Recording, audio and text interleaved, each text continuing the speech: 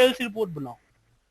तो आप क्या करोगे, पूरे साल का जो सेल्स होगा उसको मंथ वाइज टोटल कर दोगे, या प्रोडक्ट रिपोर्ट बनाओ तो सेल्स में से प्रोडक्ट वाइज समरी बना दोगे, फिर उसके रिगार्डिंग जो क्राइटेरिया है एवरेज का, कैप रेट का वगैरह निकालोगे। लेकिन होता है क्या है, समरी ऑफ द डेटा ही होता है। डेटा क्या होता है, डेटा का डेफिनेशन क्या बोलेंगे?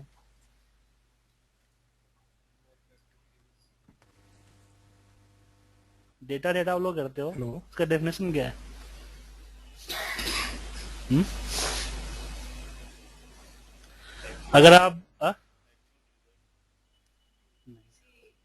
क्लब ऑफ इंफॉर्मेशन, या फिर अगर हम ये बोले कि raw material of the reports, MIS. अगर आप एमआईएस के में अगर एमआईएस का चैप्टर पढ़े हो, उसमें किसी ने पूछा डेटा क्या है, तो आप क्या बोलोगे? Raw material of the reports.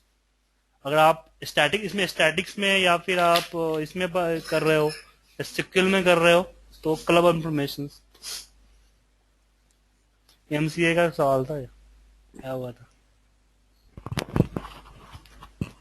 MCA में, और आया था प्राइमरी की और यूनिक की में क्या डिफरेंस, यूनिक नंबर्स और प्राइमरी नंबर में क्या डिफरेंस?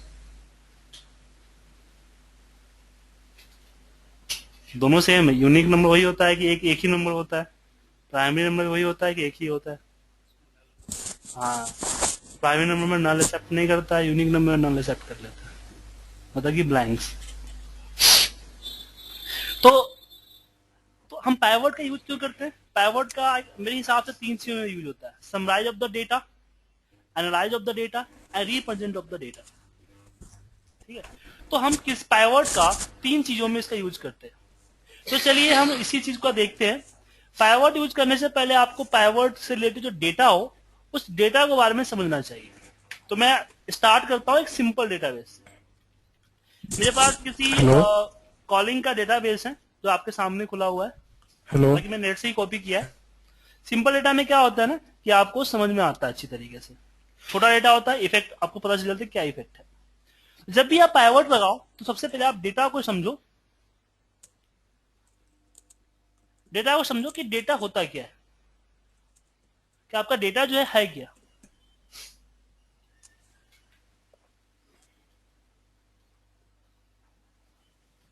सर नरेंद्र जी, आपका रेजुलेशन का प्रॉब्लम है, इस कारण से फुल स्क्रीन नहीं आ रही है। ये कौन सा रजिस्ट्रेशन करूं मैं? डेस्कटॉप का रेजुलेशन है, उसका प्रॉब्लम हो। लैपटॉप है डेस्कटॉप है आपके पास? लैपटॉप। हाँ, तो फुल स्क्रीन नहीं आएगा क्योंकि मेरा डेस्कटॉप है। डेस्कटॉप पे डेस्कटॉप फुल स्क्रीन आता है, लैपटॉप पे लैपटॉप फुल स्क्रीन आता है।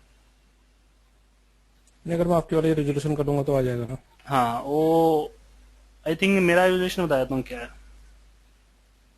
हाँ जी। ये है मेरा 1024 डिवाइड बाई 768। ओके ओके, मेरा बहुत ज्यादा है, मैं कम करता हूँ। तो आपके सामने जो डेटा है, ये डेटा है सेल्स का डेटा। एक कॉलर, एक कॉल लिखा है, तो एक कॉलर आईडी जनरेट हुई, किस टाइम किस डेट में, किस प्रोडक्ट के रिगार्डिंग कॉल आया था, किस रीजन से कॉल आया था, कस्टमर कौन सा, इंडिविजुअल था।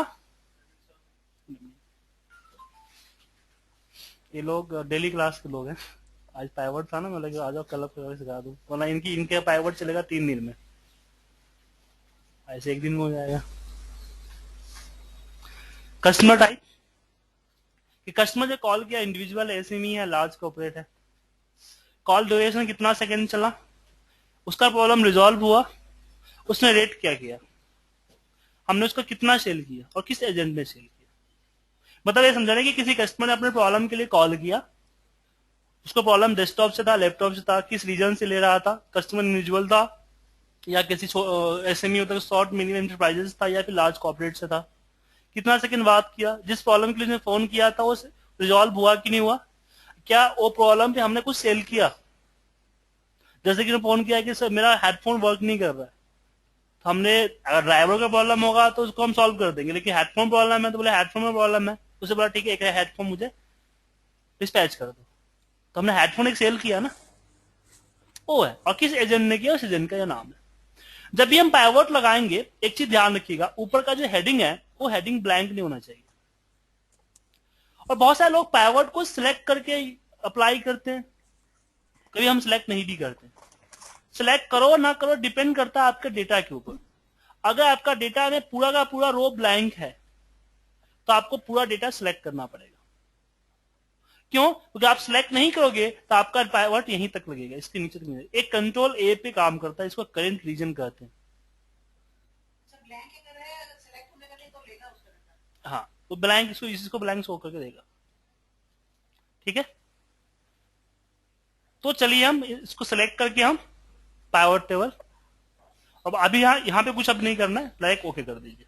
एक नई शीट इंसर्ट होगा, उसमें आपका ये पाइवट का व्यू दिखेगा और साथ में यहाँ पे आपके फील्ड्स और ये 4 पार्ट होते हैं। पाइवट में जो मेन चीज होता है कि किस चीज को कहां पे आप ड्रॉप करोगे, वो मेन होता है। आपके पास 4 होता है, report filter, column field, row लेवल एंड वैल्यू।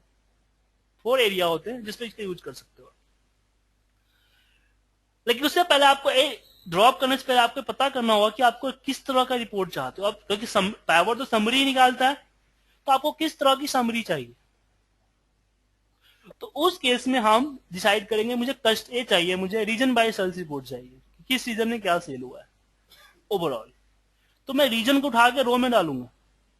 हम रो में ही क्यों डालेंगे, हम कॉलम में भी डाल सकते हैं इसको। कॉलम में डालेंगे तो कॉलम बाई जाएगा, लेकिन प्रॉब्लम ये है कि कॉलम में कब डालते हैं, जहां पर छोटा होता है। अगर बहुत ज्यादा है, क्योंकि कॉलम हमारा कम होता है, रो ज्यादा होता है। प्रिंट आउट की प्रॉब्लम, अगर आपको प्रिंट आउट निकालना हो तो कॉलम में प्रिंट आउट का प्रॉब्लम हो सकता है। इस केसेस का यूज कर सकते हैं। ठीक है, उसके बाद अप टू सेल का टोटल चाहिए। जिसका टोटल चाहिए उसको हम हमेशा वैल्यू में रखते हैं, मतलब जिसके मैथमेटिकल कैलकुलेशन होती है उसको हमेशा हम वैल्यू में रखते हैं। अगर बाय डिफॉल्ट वैल्यू में रखोगे, यहां पे आपका सम हो जाएगा, डिफॉल्ट सम आता है या फिर काउंट आता है। सम कब आता है कि जिस कॉलम को आप रख रहे हो उसके अंदर नंबर्स हैं तो सम आएगा, अगर उसके अंदर टेक्स्ट है तो काउंट आएगा। ठीक है, अब यहां पे हम आगे चलते हैं।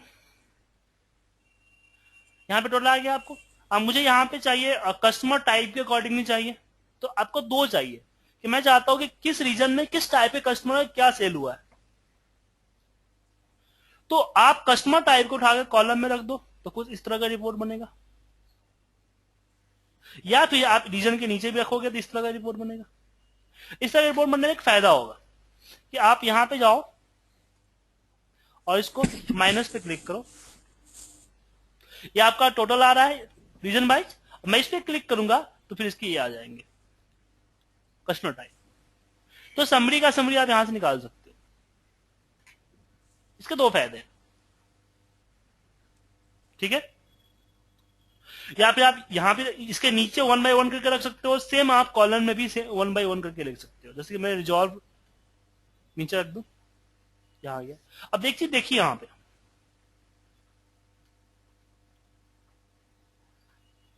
जैसे मैंने मान लीजिए कॉल ड्यूरेशन को मैं यहां पे रखा, यहां पे एक वैल्यू आ गया ना value, up to sell and call duration. Value इसलिए आया क्योंकि आपका सेल कॉलम वाइज बढ़ रहा है, और इस वैल्यू को उठा के आप यहां इसके नीचे रख दो तो आपका रो वाइज हो जाएगा इस तरीके से। इंडिविजुअल सम ऑफ द आपको upsell and sum of the call duration, इसके हिसाब से अपने हिसाब से सेट कर सकते हैं इसको। ठीक है, उसके बाद अगर आप चाहते हो कि यहां पे फिल्टर, मुझे पता करना है कि इसमें रिजॉल्व वाले कितने सेल हुए हैं, अनरिजॉल्व कितने सेल हुए हैं, तो यहां से आप फिल्टर यूज कर सकते हो। और इसमें कोई लिमिट नहीं है कि कितना रखो, कि इसमें 2 फील्ड या 3 फील्ड या 4 फील्ड रख सकते हो। अपने हिसाब से जितना आपके पास फील्ड है सारे फील्ड को रख सकते हो, सेम इसमें भी और सेम इसमें भी। लेकिन इन तीनों में रखने का एक रूल है, कोई एक हेडिंग इन तीनों में से किसी एक में ही होगा। जैसे मैंने यहाँ पे आपको रिजॉल्व यहां पे रख दिया ना, मैं रिजॉल्व को वापस उठा के यहां नहीं रख सकता हूं, यहां रखूंगा तो ऊपर से हट जाएगा। माने इन तीनों में से किसी एक जगह पे रहेगा, बाकी जगह पे नहीं रहेगा। ठीक है, लेकिन यहां पे आप एक सेल को कितनी बार रखो आपकी मर्जी है, रख सकते हो। जो यहां पे मैं आपको सेल को 2 बार रख दिया ना, अपने हिसाब से रख सकते हो। आपको एक मान लो कि एक सेल चाहिए, दूसरा एवरेज चाहिए, सेम कॉलम का सेल भी चाहिए, टोटल भी चाहिए, सम भी चाहिए और एवरेज भी चाहिए, तो दोनों उठा के आप 2 बार रख सकते हो। ठीक है, एवरेज के लिए यहीं पे इसके क्लिक कीजिए, वैल्यू फील्ड सेटिंग में जाइए, यहां पे आपके सारे एवरेज वगैरह आ गए। नहीं, परसेंटेज के लिए अलग है, वो बताऊंगा अभी, वेट करो। ठीक है, अब यहां पे एक चीज और है, कस्टमर टाइप एंड यहां पे मैंने प्रोडक्ट। अभी देखिए इसमें आपका इंडिविजुअल ये मैंने कि आपका जो 2 फील्ड है आपके, कस्टमर टाइप और प्रोडक्ट, दोनों एक ही कॉलम में आ रहे हैं। पाइवट में तो ठीक दिख रहा है, तो इसको कॉपी पेस्ट करके कहीं और ले जाओगे अपनी फॉर्मेट करने के लिए, फिर दिक्कत हो जाएगी, ढूंढना मुश्किल हो जाएगा। अब मैं चाहता हूं कि इसको यहां से 1 बाय 1 घिसकाऊं, मतलब कि पहले एक कॉलम में हमारा यह है टाइप है, दूसरे कॉलम में कस्टमर है। तो उसके लिए हम इस पे राइट क्लिक करेंगे, पाइवट टेबल ऑप्शंस, और फिर यहां पे हम जाएंगे display classical pivot table layout and,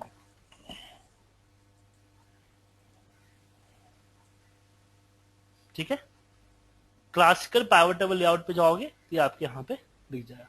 और यहाँ पे देखिए सबका यहाँ पे सब टोटल दिख रहा है। अगर ये रखना है तो ठीक है, अगर नहीं रखना चाहते हो तो इसी पे क्लिक करो और यहां से हटा दो, हट जाएगा।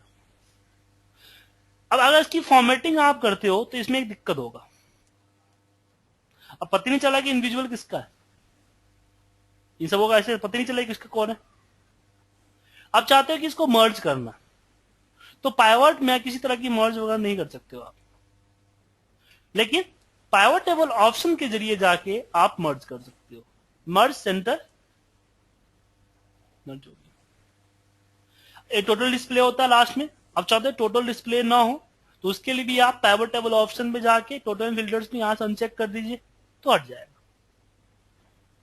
ठीक है, दूसरा एक और चीज आता है कि अगर मान लीजिए मैंने इंडिविजुअल के डेस्कटॉप के आगे यहां पे जाके डबल क्लिक कर दिया तो ये क्या होगा कि एक अलग शीट के अंदर इसकी पूरा डेटा आ जाएगा। तो कभी आपको ऐसा होगा कि फिल्टर लगा के डेटा सेग्रीगेट करने का ऑप्शन हुआ कि डेटा को आप सेग्रीगेट करो 1 बाय 1, तो आपको एक करना है कि आपको इसके हिसाब से रीजन के हिसाब से अलग अलग शीट पे डेटा कॉपी पेस्ट करना है। तो रीजन आप क्या करो, बाकी सबको हटा दो, रीजन को यहां रख दो, आप एक टोटल किसी का रख दो, डबल क्लिक करते चले जाओ, अपने आप कॉपी पेस्ट होते चले जाएगा। ठीक है, लेकिन अगर मुझे इस फीचर को रिमूव करना है, मैं चाहता हूं कोई ऐसा फीचर यूज ना करे कि डबल क्लिक, गलती से हम लोग डबल क्लिक करते हैं, डबल क्लिक हो जाता है और डेटा चला जाता है फालतू में, तो इस फंक्शन को हम रिमूव भी कर सकते हैं। पावर टेबल ऑप्शंस, डेटा, और यहां पे शो अनेबल डिटेल्स को डिसेबल कर दो। ठीक है, और दूसरा कि अगर मैं डेटा 1 से कनेक्टेड है ना, अगर मैं डेटा 1 को डिलीट कर भी दूं फिर भी मैं पाइवट को यहां पे यूज कर सकता हूं, कब तक, जब तक मैं रिफ्रेश ना करूं। तो आपने पाइवट लगा के सिर्फ पाइवट की सीट ही किसी को मेल कर दिया तो उसके अंदर उसके पीछे डेटा गया हुआ है। तो अगर इस फीचर,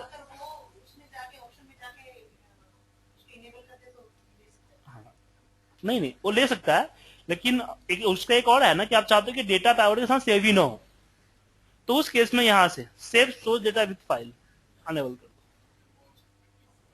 मतलब जो एक बार आपने लगा के भेज दिया वही रहेगा, और यहां से कोई चेंज करेगा तो कुछ नहीं मिलेगा उसको, फिर पूरा हट जाएगा, जो भी दिख रहा था वो भी हट जाएगा। आपके पीसी में रहेगा ना, क्योंकि आपके पीछे डेटा है ना। हाँ, ठीक है,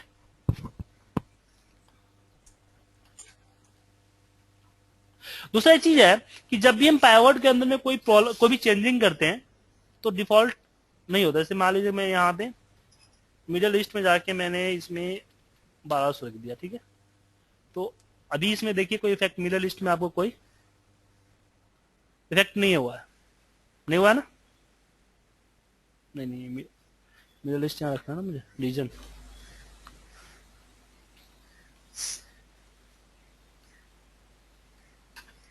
कोई इफेक्ट नहीं हुआ है। ये कब होगा? जब इस पे आप रिफ्रेश करोगे। रिफ्रेश करते ही बढ़ गया,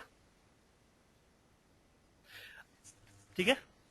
लेकिन आप चाहते हैं कि मुझे बार बार रिफ्रेश करना पड़ रहा है, आपको ये बार बार अगर रिफ्रेश करना पड़ रहा है तो आप क्या करो कि आप राइट क्लिक करके पाइवट टेबल ऑप्शन पे जाओ और यहां पे डेटा पे आके refresh when the data opening file. इसका यूज मैं करता था। मैं कब करता था कि मेरे पास क्या थे, तकरीबन करीब 20-25 ऐसे रिपोर्ट था जो सिंपल हमको समरी निकाल के देना होता था। एक मास्टर डेटा था, डिफरेंट लोगों को, किसी को माने एक प्रोडक्ट वाइज, किसी को एसओ वाइज, किसी को इस तरह से डिफरेंट रीजन पे मैं 20-25 रिपोर्ट सबको भेजना होता था। तो हर दिन मैं मेल हमको निकाल के फिर कॉपी पेस्ट करके मेल करता था। मैंने क्या किया कि एक डेटाबेस को शेयर ड्राइव में रख दिया जहां सबको एक्सेस है, एक एक्सटर्नल पाइवट लगाया जिस फाइल से वहां से लिंकअप किया, और जिसको जिस तरह का फॉर्मेट चाहिए उस तरह का फॉर्मेट में डाल के सारे का फाइल के डेस्कटॉप पे डाल दिया।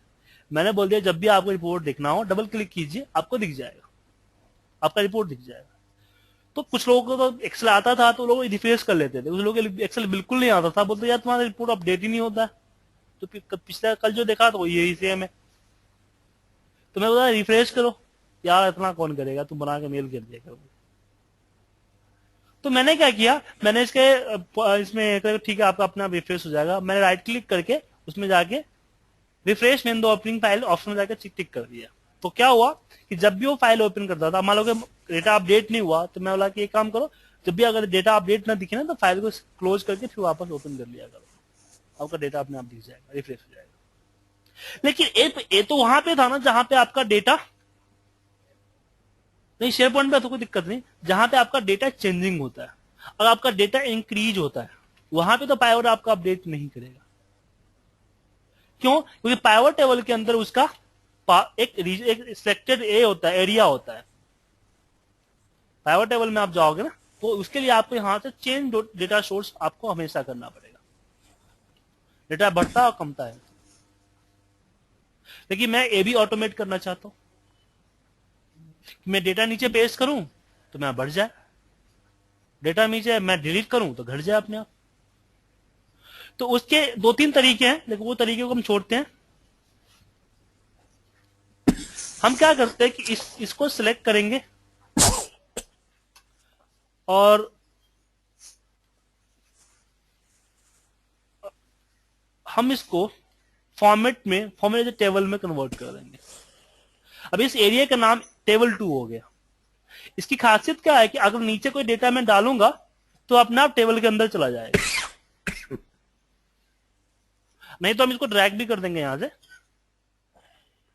ठीक है। और इस पे हम पाइवट लगाते हैं तो क्या होगा, ये पाइवट जो है एक रेंज पे नहीं लग रहा है, एक टेबल पे लग रहा है।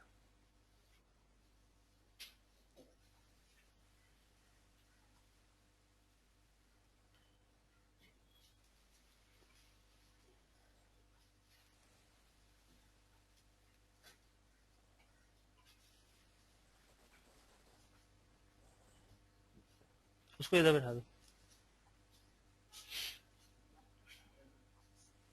एक मिनट और है, लगा देता।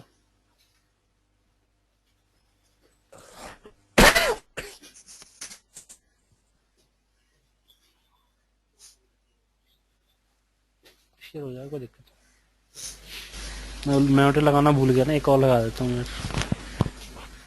आज 2 लोग ज्यादा आ गए ना, एंड ओके। अब इसमें हमें बार बार चेंज सोर्स करने की जरूरत नहीं है, मेरा सोर्स ऑटोमेटिकली चेंज हो जाएगा, ठीक है। हाँ, तो टेबल का एक और यूज है, बहुत बड़ा यूज है। टेबल में कन्वर्ट कर देंगे तो उसमें अपडेट्स नहीं करेंगे। अब टेबल में जैसे कोई, हाँ, टेबल में जैसे कुछ डालेंगे आपको रिफ्रेश करना है, बस रिफ्रेश तो करना ही पड़ेगा।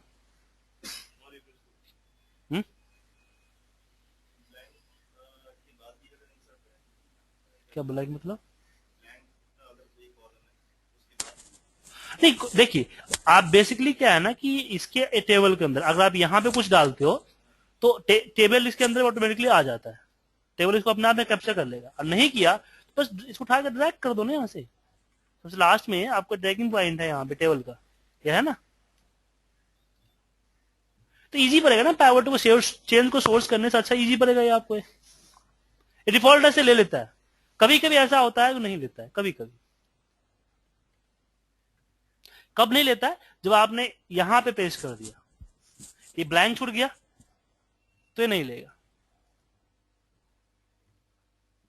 क्लियर है? कोई डाउट इसमें? अब बात होते हैं ग्रुपिंग की।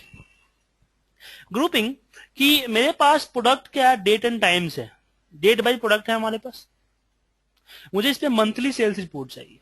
अभी क्या है कि इसमें एक ही डेट है सारा, मैं एक बार डेट चेंज कर देता हूं। हेलो,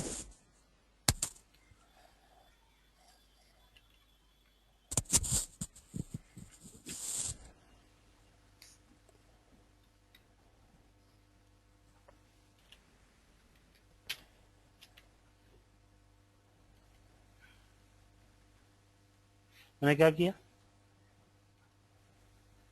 मैंने कुछ किया है यहाँ पे, अलग डिफरेंट डिफरेंट किया।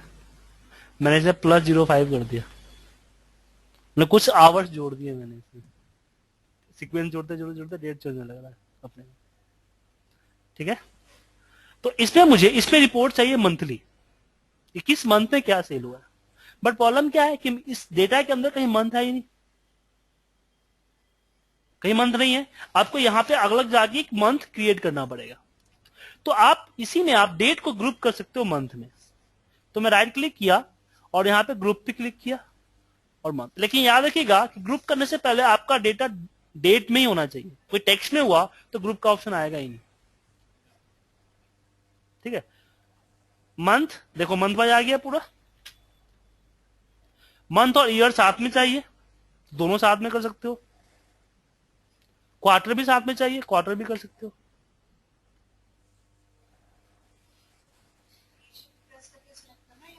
नहीं, अपने आप। ठीक है,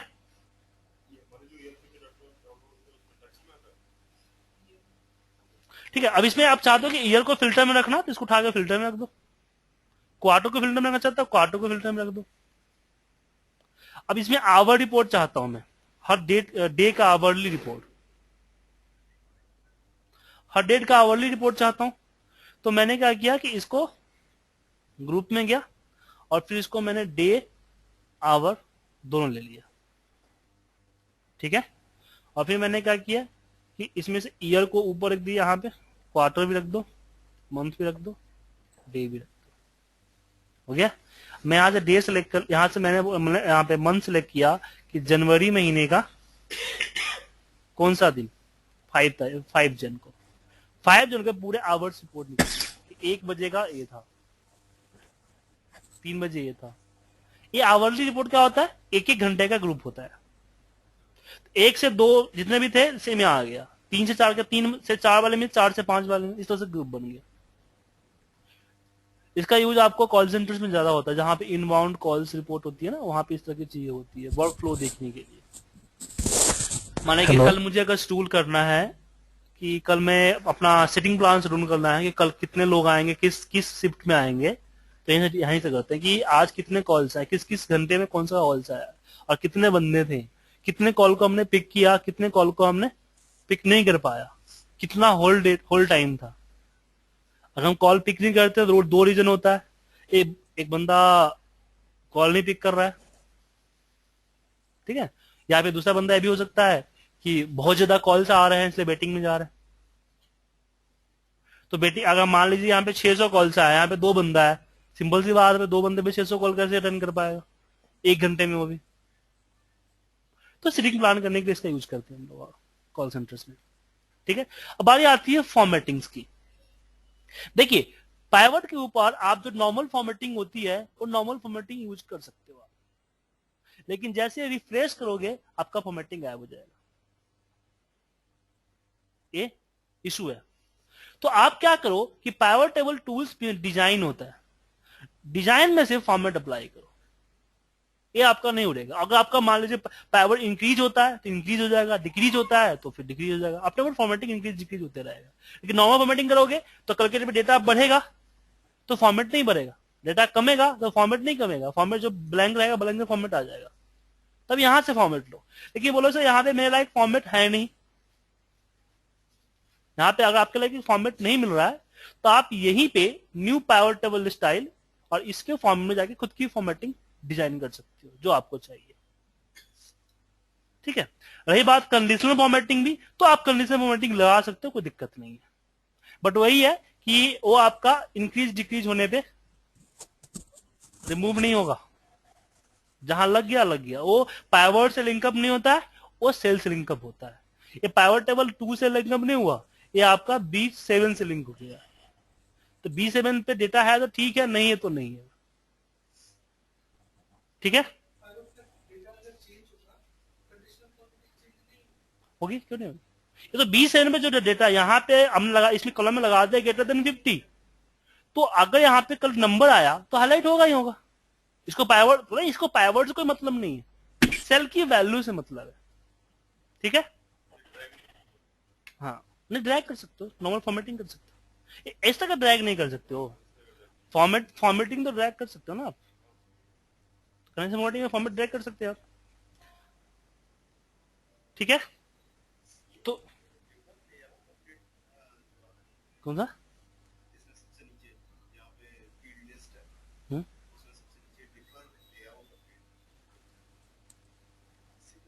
लेआउट हुई है ना आपकी, जो आपकी पाइवट की जो लेआउट होती है ना डिजाइन के अंदर में, ये इसको अपने आप अपडेट कर देता है वो।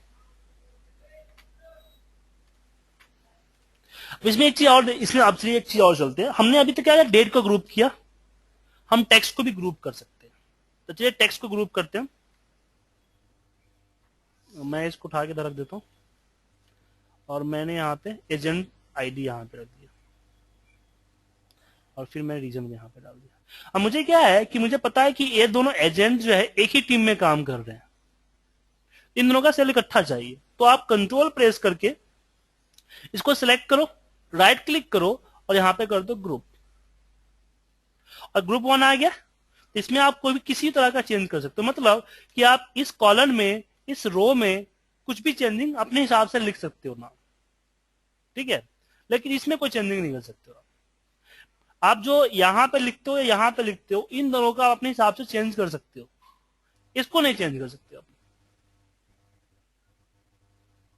आप सिर्फ टेक्स्ट को ही नहीं, आप चाहोगे तो इसको भी कर सकते हो, आप नंबर को भी कर सकते हो। जैसे अब मैं चाहता हूं कि कॉल ड्यूरेशन को मैं यहां रखता हूं, ओरिजिन हटा देता हूं। मुझे पता करना है कि अभी कॉल ड्यूरेशन काफी ज्यादा है हमारा, तो मैं जानना चाहता हूं कि एक बिटवीन कि इतने से इतने सेकेंड्स में कितने कॉल्स आते हैं, तो उसके लिए आप यहां पे राइट क्लिक कीजिए और ग्रुप कीजिए, और यहां पे एक तो मिनिमम और मैक्सिमम आ जाएगा डिफॉल्ट अपने, और यहां पे आपका आ जाएगा कि आप ग्रुप कितना करना चाहते हो, 10 का, 20 का, 50 का, कितना करना चाहते हो। मैं 10 को करना चाहता हूँ तो 10 का आ गया, कि 46 से 55 तक 40 आया है, इतना आया है, इतना आया, मतलब कि 66 से 75 सेकेंड्स के बीच में ज्यादा बातचीत होती है, ज्यादा कॉल्स आते हैं। हाँ, राइट क्लिक।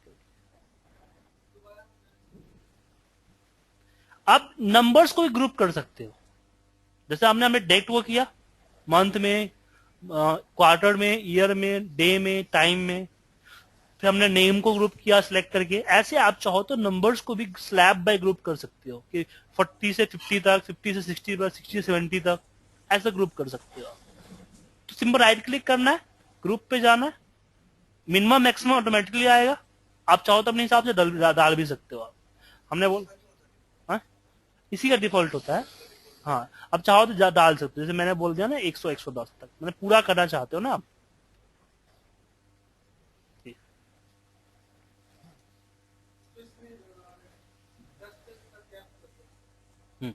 10 का गैप अपने साथ जितना का गैप रख सकते हो, तो यहाँ चेंज कर लो। ठीक है, कोई डाउट? तो इसको ग्रुप कर सकते हो, तो ग्रुपिंग समझ में आ गई। अब दूसरा यहाँ पे एक चीज और चलते हैं, अब थोड़ा सा अपने पाइवट को अलग पाइवट एक लगाते हैं।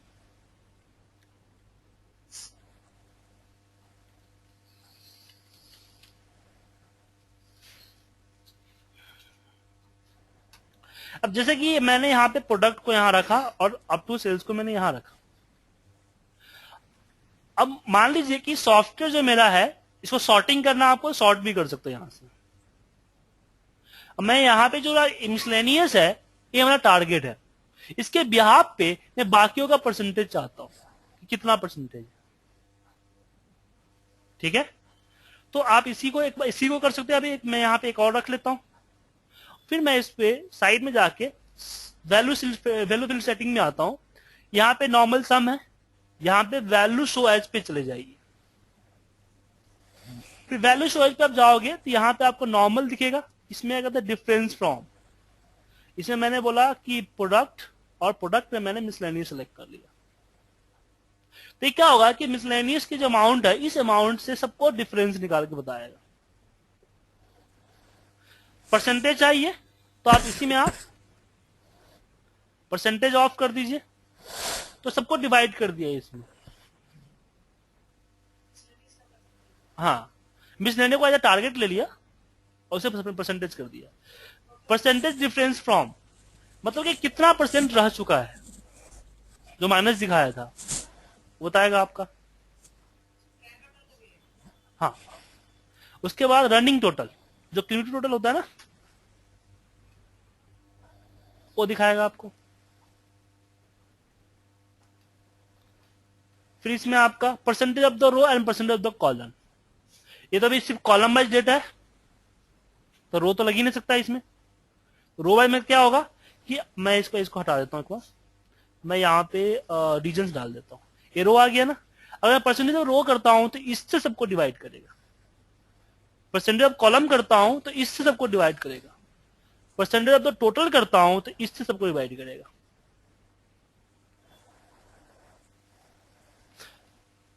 परसेंटेज ऑफ द मैंने कर दिया कॉलम, रो हो गया। ये 100% आपको दिखेगा हमेशा। मैं दिया परसेंटेज ऑफ द कॉलम, नीचे इससे करेगा। ठीक है, and percentage of the total, total से परसेंटेज निकालेगा।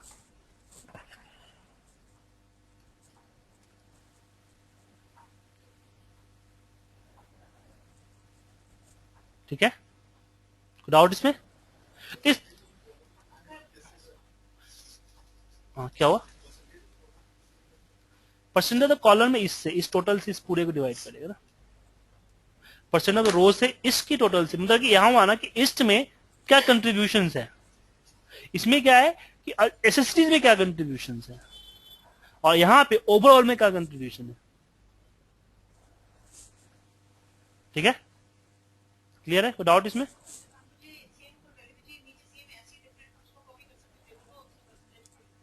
हाँ, इसमें दो रख दो ना, यहीं पे दो दो आ जाएंगे, एक परसेंटेज आ जाएगा, एक कॉलम आ जाएगा। ठीक है, कोई डाउट इसमें? अब चलिए थोड़ा सा अलग,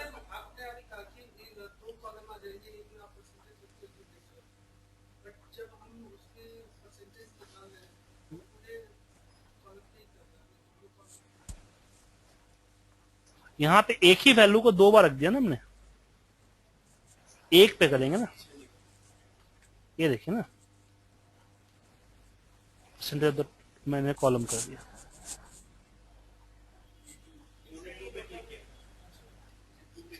मैंने इस वैल्यू फील्ड में एक ही फील्ड को कई बार रख सकते हो।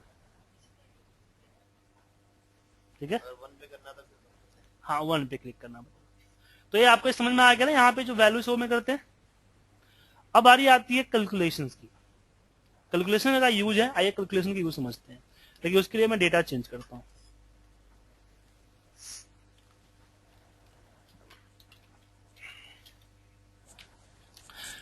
इस पे पाइवट लगाता हूं। मान लीजिए कि यहां पे मैंने नेम रख दिया और यहां पे मुझे P1 P2 इस तरह से टोटल रखना पड़ेगा। मैं चाहता हूं कि नहीं, मुझे पूरा रखने की जरूरत नहीं है, मुझे इन सबों का सम यहां पे आ जाए, टोटल आ जाए, ऑल प्रोडक्ट का। इसलिए वो क्या करना पड़ेगा, यहां पे इन सबों का सम यहां पे डालना पड़ेगा। लेकिन मैं डेटा में चेंजिंग करना नहीं चाहता हूं, मैं पाइवट के अंदर ही कैलकुलेशन करना चाहता हूं। तो उसके जरिए हम पाइवट के अंदर कैलकुलेशन कर सकते हैं। कैसे करेंगे? हम यहां पे आएंगे, फॉर्म, यहां पाइवट टेबल टूल्स पे आएंगे, फॉर्मूला पे आएंगे, यहां पे आएगा कैलकुलेटेड फील्ड। कैलकुलेटेड फील्ड पे जाएंगे, यहां पे लिखेंगे टोटल।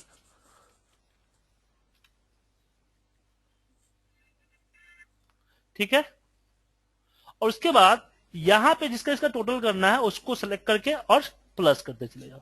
इसमें वर्कशीट का कोई फॉर्मूला अप्लाई नहीं कर सकते हो, सिर्फ मैथमेटिकल ऑपरेटर अप्लाई कर सकते हो। ध्यान रखिए, बहुत सारे लोग सम लिखने लगते हैं, सम इफ काउंट इफ ऐसे लगाने लगते हैं, फिर मुझे फोन करते हैं, सर आपने बताया तो हो नहीं रहा है, क्या किया होता? सम किया हूं मैं सर। तो लगा प्लस किया होगा, हम क्या लिखे क्या हो, तो इक्वल टू सम। ठीक है, और ऐड आ गया। मुझे यहां पे एवरेज चाहिए, एवरेज के लिए क्या फॉर्मूला बनता है? Sum of the total divide by count of the total. तो यहां पे मेरे पास सम ऑफ द टोटल तो ऑलरेडी है, टोटल दोबारा सम करने की जरूरत नहीं है, डिवाइड बाय हम क्या कर देंगे 8, ऐड एंड ओके। इसी तरह के कोई मैथमेटिकल कैलकुलेशन आप अप्लाई कर सकते हो। ठीक है, इसमें एक चीज और आता है, जैसे नीरज और कविता, इन दोनों का टोटल चाहिए मुझे, तो मैं इसको ग्रुप करता हूं जब, तो टोटल दिख तो जाता है मेरे पास, लेकिन प्रॉब्लम क्या होता है, यहाँ पे टोटल आ जाएगा, सब टोटल पे क्लिक करूंगा ना मैं M2, तो यहाँ पे आ जाएगा टोटल। लेकिन फिर बाकियों को भी इस तरह से लेके आता है, बोलता नहीं इसी में इसके नीचे आ जाए, तो इसके लिए भी हम यहाँ पे कैलकुलेटेड आइटम्स कर सकता हूं। कैलकुलेटेड आइटम तभी एक्टिवेट होगा जब आप इस पे कर्सर रखोगे, इस पे कर्सर नहीं होगा तो ये आपका एक्टिवेट नहीं होगा। आइटम में आइए, मैंने यहाँ पे दे दिया T1 टीम 1, और फिर नेम में मैंने यहाँ पे कर्सर 0 हटाता हूं, Neeraj insert plus Kavita, add and okay, आ गया यहाँ पे। लेकिन आपका टोटल इफेक्टेड हो गया, दो बार सम होगी ना इन दोनों की, तो आप चाहो तो यहां से इनको अनहाइड कर सकते हो, नीरज और कविता को, आपका रिजल्ट सही आएगा। हाँ हाँ हाँ हाँ हाँ, ठीक है।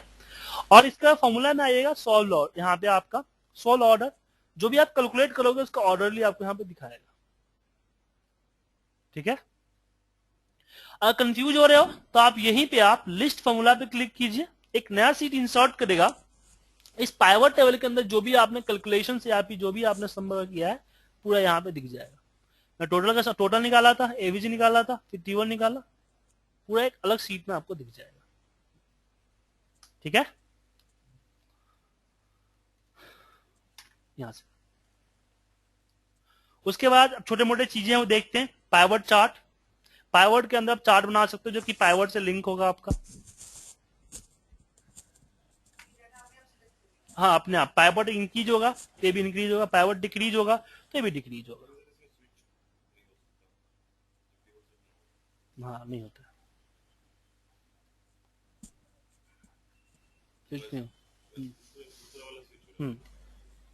ठीक है, उसकी फॉर्मेटिंग वगैरह कर लो। तो आप पाइवट लगाने के बाद चार्ट लगाओ, या फिर आप पाइवट लगाते समय ही इंसर्ट पाइवट चार्ट कर लो, दोनों एक ही है, चार्ट और पाइवट दोनों साथ में हो जाते हैं। ठीक है,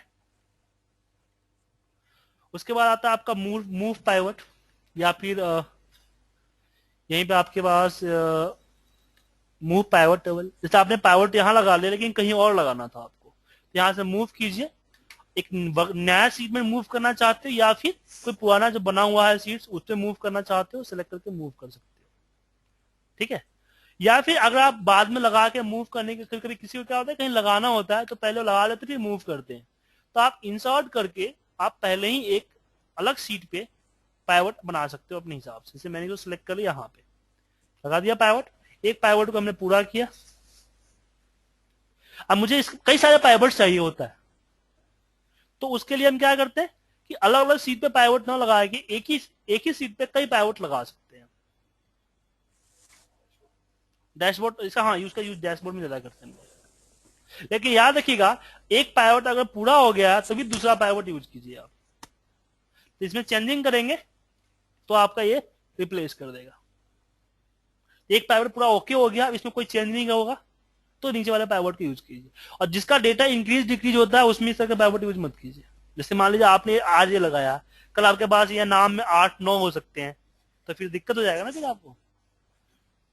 तो इस वैसे पाइवट को मल्टी सीट पे ही लगाए, इस पे ऐसे मत लगाए, रिप्लेस कर देगा ना आपको यहाँ पे, इस पाइवट टेबल को रिमूव कर देगा फिर।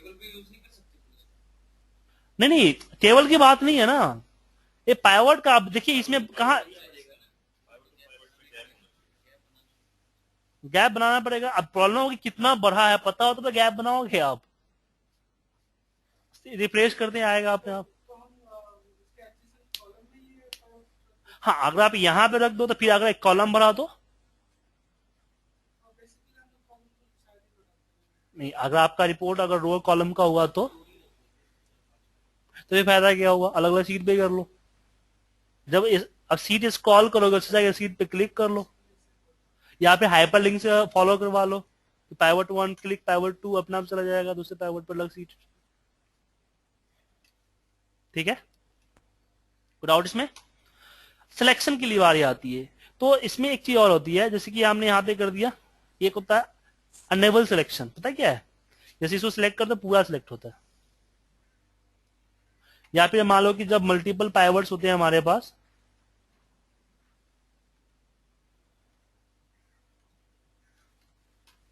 इसमें मैं इसको सिलेक्ट किया, देखा आपने पूरा सिलेक्ट हो गया। इससे होता है पाइवट टेबल में आपके पास अनेबल पाइवट होता है ना यहाँ पे सिलेक्शन में। हाँ, इसको अनचेक कर दोगे फिर नहीं होगा, फिर बनेगा ही नहीं होगा। हाँ, इंटायर पाइवट टेबल को सिलेक्ट करना चाहते हो, या फिर सिर्फ वैल्यू को सिलेक्ट करना चाहते हो, या सिर्फ लेवल्स को क्लिक करना चाहते हो, वैल्यू लेवल दोनों करना चाहते हो। क्लियर? अच्छा, बहुत सारे पाइवट लगा रखे हैं आपने, तो एक एक क्लियर करना पड़ेगा। अब क्लियर ऑल कर लीजिए, पूरा एक सब क्लियर हो जाएगा।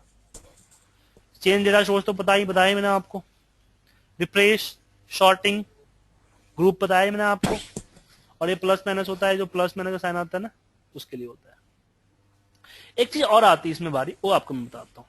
मैं इसको हटा देता हूँ, इस पे नहीं, दूसरे फाइल बनाता हूँ, जो मैंने दूसरा फाइल लिया है ना मैं ये बुक, इसका, हाँ इस पे बताता हूँ।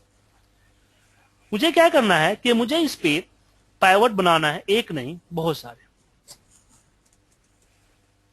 मुझे क्या करना है कि हर मंथ का समरी अलग अलग सीट पे रखना है।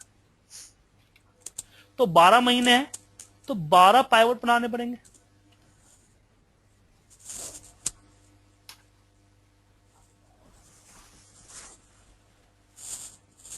बारह पाइवट बनाने पड़ेंगे अलग अलग।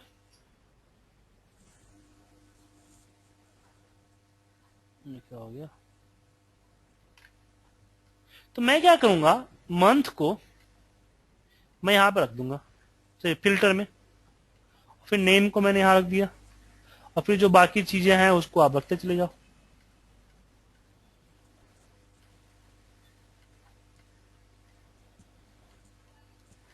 ठीक है,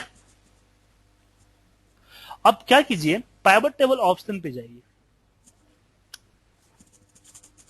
सबसे पहला है ऑप्शंस, शो रिपोर्ट फिल्टर पर पेज, इस पे क्लिक कीजिए एंड ओके कर दीजिए।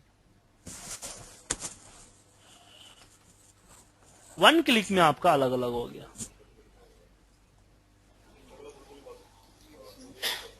मतलब कि जिसके अकॉर्डिंग आप चेंज करना चाहते हो उसको फिल्टर में रखिए, उसके बाद पाइवट टेबल में जाइए, शो रिपोर्ट फिल्टर पर पेज, यहाँ पे हो सकता है 2-3 फिल्टर हो, जिसको है उसको सेलेक्ट कीजिए एंड ओके कीजिए।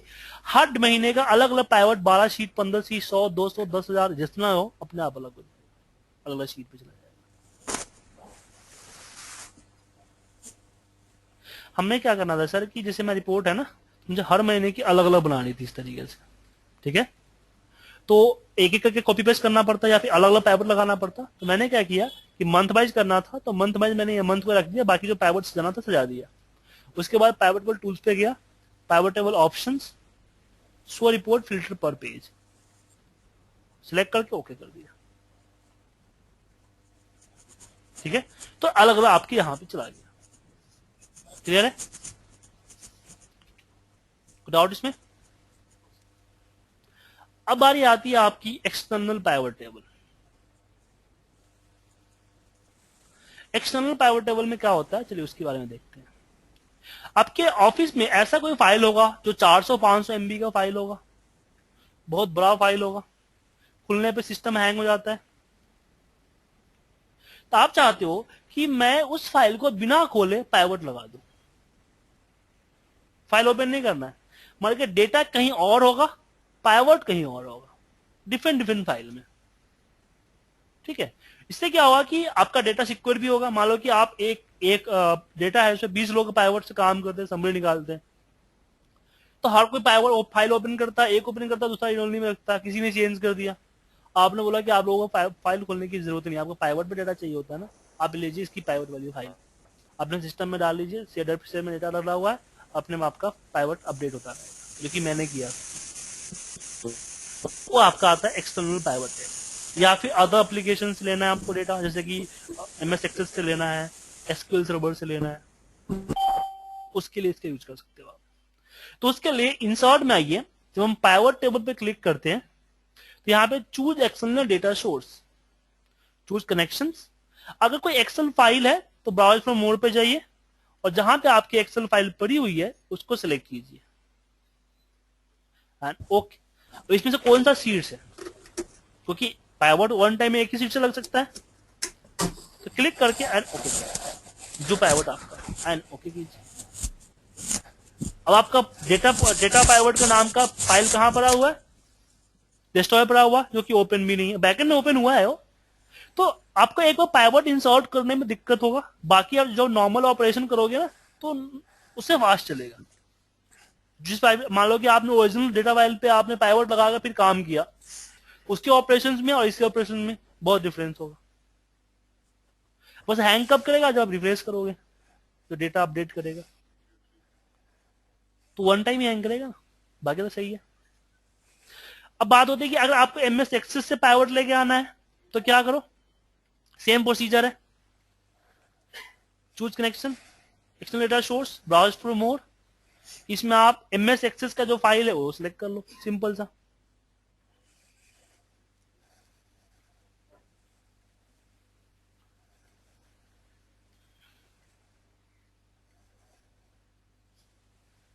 ये डेटा MS एक्सेस में भरा हुआ है, एक्सेल पे आ गया, पासवर्ड मांगेगा आपसे,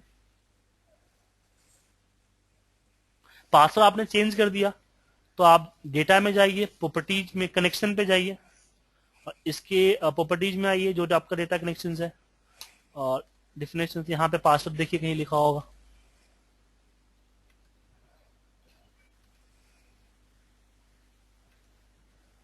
इसमें होगा पासवर्ड लिखा हुआ है ना, पासवर्ड डाल दो। हाँ हाँ हाँ टॉप लेवल पे उसकी जो सेटिंग है वो टॉप लेवल पर है। अगर टॉप लेवल पर नहीं हुई, उससे नीचे 3 लेवल पर 3 रो के बाद हुई तो क्या करेगा? अगर उसके बीच में कुछ लिखा हुआ नहीं है तो कंट्रोल A के अकॉर्डिंग चलता है ना वो। अच्छा, तो वहीं से स्टार्ट। हाँ, अगर ऊपर कुछ लिखा हुआ है तो फिर पाइवट कैच ही नहीं करेगा, पाइवट कैच ही नहीं करेगा, आपको डेटा सही करना पड़ेगा ना आपको, तब तुम ही ना लगाओगे पाइवट। एक्सेस से तो कोई दिक्कत ही नहीं है, एक्सेस में कोई दिक्कत है, एक्सेस में तो आप बाय डिफॉल्ट हेडिंग बनता है, अगर आपने नहीं बनाया तो अपना वो अनडिफाइन करके ले लेता है, ठीक है, तो उसमें कोई दिक्कत नहीं है, फील्ड 1 फील्ड 2 करके लेता है। एक्सेल में दिक्कत होता है, एक्सेल में भी दिक्कत होता है, अगर ब्लैंक आपने किया है तो आपको वो भी ले लेता है, आई थिंक वो भी ले लेता है, फील्ड 1 फील्ड 2 फील्ड 3 पूरा शीट से लेता है। हम्म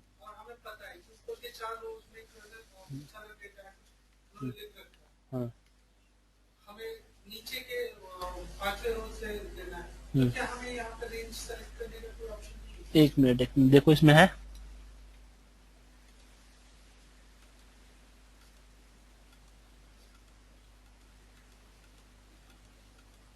नहीं ये पूरा शीट लेके चलता है। पूरा कंट्रोलेशन है, पूरा शिफ्ट ये तो उसको भी लेगा, वो तो अगर कंट्रोल नहीं करेगा तो ऊपर के 4 रोज को भी लेगा। हाँ, तो फील्ड 1 फील्ड 2 बना देगा वो।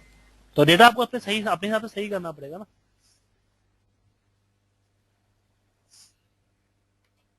जो आप सोचते हो उसको कहाँ, इसको कैसे पता चलेगा।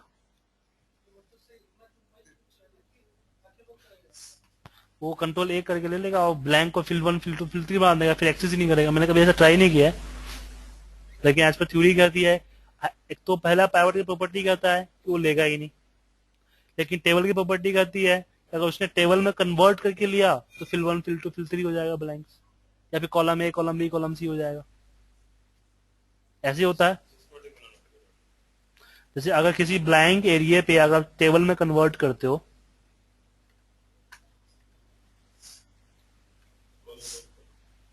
तो इस मेथड से चलेगा तो कॉलम 1 कॉलम 2 बना देगा। पाइवट अपना मेथड अप्लाई करेगा तो फिर एक्सेप्ट नहीं करेगा। अब ट्राई करके देखना, बताना क्या हुआ है। अब बात होती है कि अगर मुझे एसक्यूएल सर्वर से डेटा हमने एक्सेस से ले लिया, हमने एक्सेल ले लिया, एसक्यूएल सर्वर से लेना हुआ तो एसक्यूएल सर्वर से लेने से पहले आपको कुछ चीजें पता होनी चाहिए। क्या पता होनी चाहिए? कि एसक्यूएल सर्वर का नेम क्या है आपका, एसक्यूएल सर्वर का नेम क्या है आपका, पासवर्ड अगर वो विंडो ऑथराइजेशन से है या फिर यूजर नेम पासवर्ड डिफाइंड है। कंपनी में already mostly user name password होता है, लेकिन पर्सनल पीसी पे इसकी जरूरत नहीं पड़ती है। फिर आपका डेटाबेस कौन सा है, फिर डेटाबेस का टेबल कौन सा है। जैसे फाइल होता है ना हमारे पास, फाइल के अंदर शीट्स होते हैं, ऐसे एक्सेल में क्या होता है, देखिए इसका नाम क्या है, एक्सेल है सर्वर नेम, ठीक है। इसको मैं कनेक्ट करता हूं। इसमें क्या है कि विंडो ऑथराइजेशन है, इसे पासवर्ड नहीं डाला हुआ है। इसके बाद इसका डेटाबेस का नाम जो है, ये डेटाबेस का नाम आपका एक्सेल का एल नहीं है इसमें, ठीक है। इसके अंदर जो है वो आपका टेबल जो है वो आपका डेटा नाम का टेबल है। इसका जो है मुझे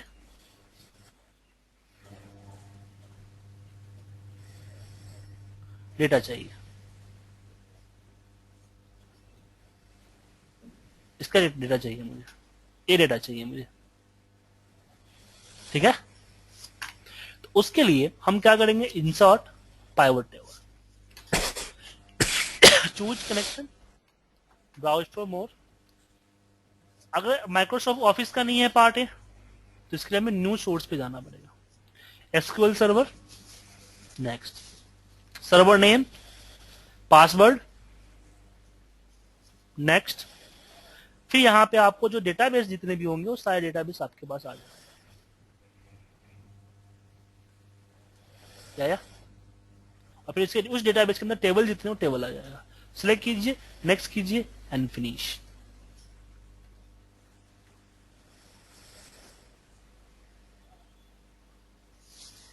क्लियर है?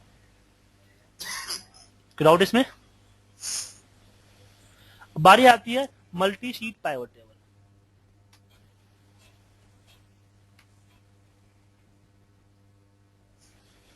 मल्टी शीट पाइवट टेबल क्या होता है कि आपका एक डेटा अलग अलग शीट्स पे है।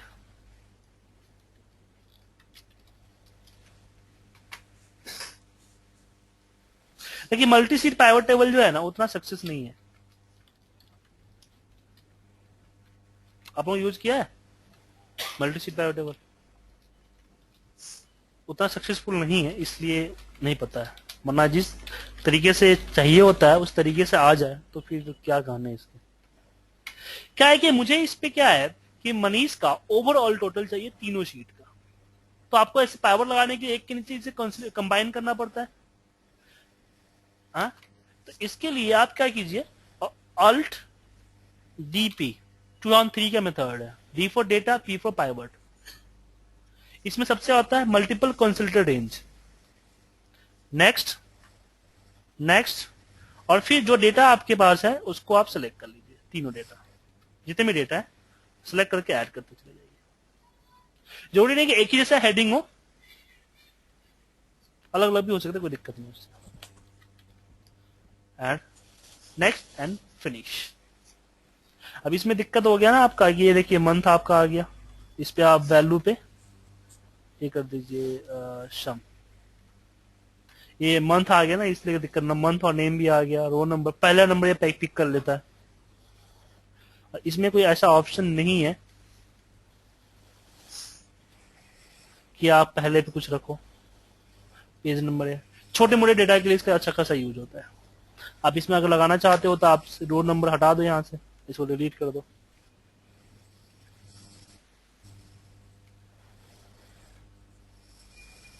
तो आपका पहले में नाम आ जाएगा, इसलिए इतना ये पॉपुलर नहीं हुआ। ऑल्ट डी पी डी नहीं, एक तो ट्रूऑन 3 का पार्ट है, ट्रूऑन 3 का है, नहीं है 7 में नहीं। हाँ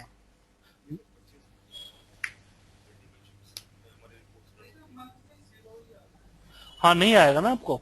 एक ये क्या करता है कि जो आपका पहला कॉलम है उसी को रो में रखता है, बाकी सबको कॉलम में रख देता है, वैल्यू में रख देता है, सॉरी। हाँ बाय डिफॉल्ट इसमें कोई किसी तरह का चेंजिंग नहीं कर सकते आप यहाँ, नहीं। कम होता है, तभी तो बोला है कम होता है इसका। ये देखा है? कंबाइन एक चीज के लिए आप निकाल सकते हो, कंबाइन कर दिया, मुझे पता चल गया ना सुजीत का ओवरऑल टोटल क्या है। तो ऐसे क्या एकदम करना पड़ता है, अगर छोटे मोटे आपको पता करना है इसका यूज कर सकते हो, चिंता मत करो, इसका और नेक्स्ट स्टेप भी हमारे पास है।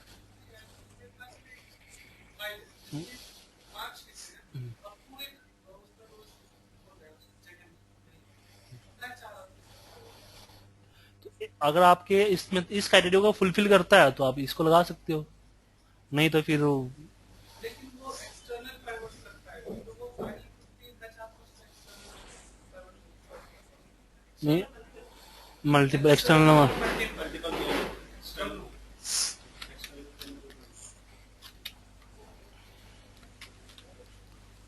एक्सटर्नल से एक ही ले सकते हो, दो नहीं ले सकते आप, एक ही ले सकते हो एक्सटर्नल। उसका मैं बताऊंगा। तो 2007 में इसका कोई नहीं है, लेकिन 2013 में चलते हैं, शायद वहां पे कुछ मिल जाए हमें। क्या पाइवट का 2013 का वर्जन देखते हैं, उसमें क्या नया आया है।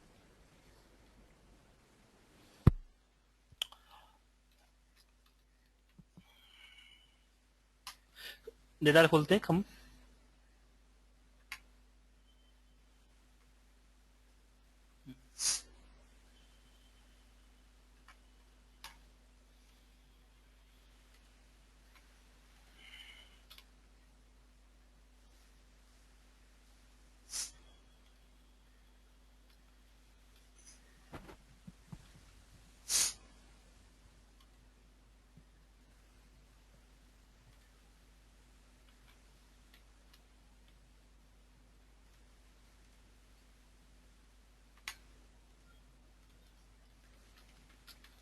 सबसे पहला तो इसमें डेटा में आया आपका ये रिकमेंडेड पाइवट, आपको रिकमेंड करेगा कि आपके इस डेटा पे किस तरह के पाइवट बनेंगे।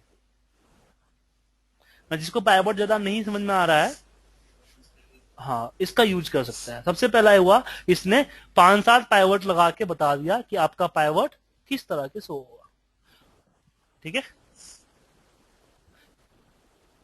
सबसे पहला आपका ये आया, हाँ हाँ रेडीमेड आपको बना हुआ है। बाकी जो ऑप्शन आपने यूज किया सब चीज सेम है, कोई खास इसमें चीजें नहीं है। वो जो प्लस माइनस के लिए बारे में बात कर रहे थे ना रविंदर जी, हाँ ग्रुपिंग के लिए होता है, इसके लिए। अब यहां से इसको हटा सकते हो या डाल सकते हो, यहाँ पे ऑप्शंस के अंदर होता है, यहाँ पे, ठीक है। ये आपका मेन फीचर है। उसके बाद इसमें स्लाइसर आया है। हम 13 पढ़ रहे हैं ना, 13 की बात करेंगे ना, तो फिर आपके लिए नया नहीं है, जिन्होंने 2007 से आगे नहीं बढ़ा उनके तो नया है ना। क्या स्लाइसर, देखिए स्लाइसर का यूज कहां पे होता है, इंसर्ट के अंदर आपको स्लाइसर आएगा। स्लाइसर फिल्टर के लिए होता है।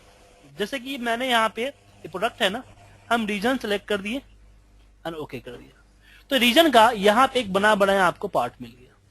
मैं जिस पे क्लिक करूंगा उसका डेटा यहाँ पे दिखेगा, चेंज होता रहेगा। एक था फिल्टर यहाँ से ड्रॉप डाउन करते थे, ये थोड़ा सा अच्छा कर दिया आपको। हाँ पिवट पे लगता है। इंसर्ट नहीं नहीं,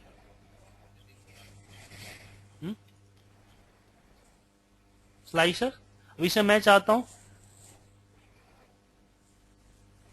यहाँ पे रीजन की जगह में यहाँ पे कस्टमर टाइप है, एजेंट है, 3-4 इस तरीके से आप इसका सॉल्व रिजॉल्व है, इस तरीके से आप अलग अलग रख सकते हो। डैशबोर्ड की तरह इसका यूज हो सकता है।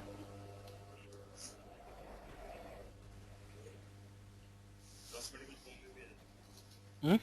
जैसे सिलेक्शन चूज करेंगे नाम चेंज। हाँ हाँ हाँ, इस तरीके से। ठीक है, एक अगर बहुत सारा करना है तो शिफ्ट दबा के जब इसको सिलेक्ट करके इससे कर सकते हो इस तरीके से। हाँ हाँ, उसमें हाँ फिल्टर, लेकिन उसमें दिक्कत होता है ना फिल्टर का। अब उसमें अगर आप सेवन में क्या होता है कि मान लो आपको 10 सेलेक्ट करना है तो मल्टीपल कंसेप्ट में जाके फिर 10 पे टिक करना पड़ता है, तो इससे आसान पड़ गया आपको। फ्रंट पे है सारा, नहीं 10 ऑनवर्ड है। सर इसमें जैसे ग्राफ F11 की ग्राफ आता है ना, हाँ F11, हाँ हाँ इसके बाद ना सर ये हाँ, ये आपके यहाँ जैसे आप ये कर लिया मैंने मान लो एक्स्ट्रा शीट पे ना जाके इस शीट तो आपको F11 नहीं होता। F11 इसलिए होता है चार्ट शीट के लिए, F11 शॉर्टकट होता है, हाँ, चार्ट शीट के लिए होता है। हाँ, वो इसलिए बना हुआ ही है। अगर आप चाहते हो कि सेम शीट पे चार्ट है तो इसको कहीं भी कर्सर रखो, इंसर्ट, और यहाँ पे ले लो चार्ट, ग्राफ ले लो।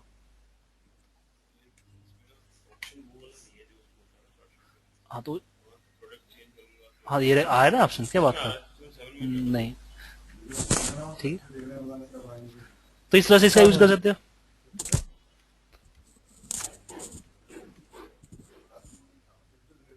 क्या चीज? अच्छा,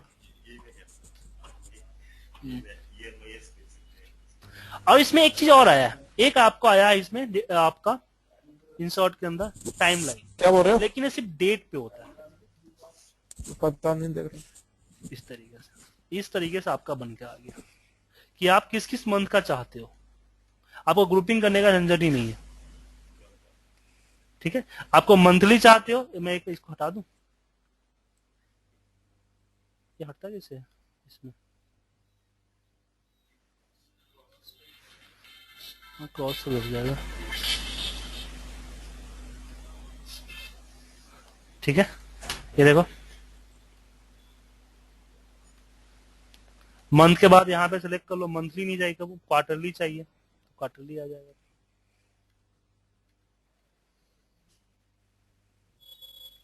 ठीक है, क्वार्टरली नहीं, आपको डेज के हिसाब से चाहिए।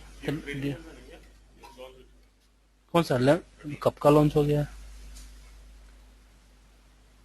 तो ये आपका नया आया है।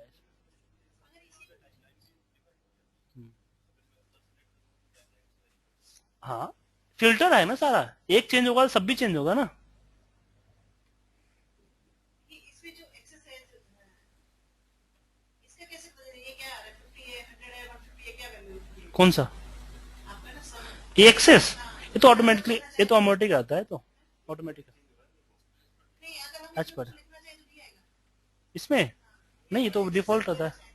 क्या लिखना चाहते हो आप अपने, क्या वैल्यू बिलियन में है कि हाँ वो तो दे सकते हो, उसके लिए कस्ट इसमें आओ फॉर्मेट एक्सेस के अंदर में, वो चार्ट का पार्ट है, ये कराऊंगा मैं आपको। इसमें आपको एक ये होता है नंबर आता है ना,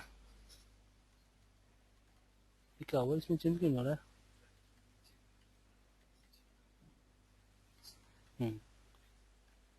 ये अपने आप नहीं आ रहा है। अच्छा एक मैं इसको बंद करता हूँ ना, आ गया ना। यहाँ पे अपना कोड डालो और ऐड कर लो, जैसे मैंने यहाँ पे कर दिया INR, लेकिन इसको मोटोकॉम में लिखना पड़ेगा INR।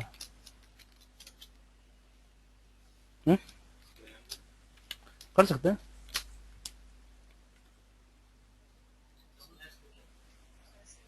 कस्टम फॉर्मेटिंग, ये और एडवांस है कि ये हर उसके साथ है। ठीक है, ये तो चार्ट में पार्ट है, चार्ट पार्ट में इसको सिखाऊंगा आपको। तो स्लाइडर आपको समझ में आ गया। तो 2013 में एक नया चीज यही आया था, पाइवट के साथ स्लाइसर और टाइमलाइन। उसके बाद आया है पावर पाइवट। हाँ 10 में भी है पावर पाइवट, आपको 10 में भी है और 13 में भी है, लेकिन 10 में आपको एडिंस लेके ऐड करना पड़ता है, डिफॉल्ट नहीं आता है। लेकिन पावर पाइवट का यूज क्या है, चलिए इसके बारे में हम जानते हैं।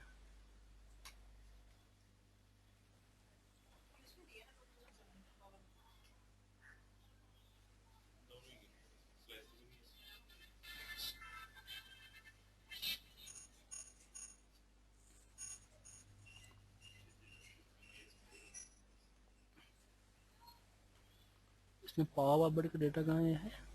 पावर का डेटा अलग होना चाहिए ना, हर डेटा पे नहीं लगता है।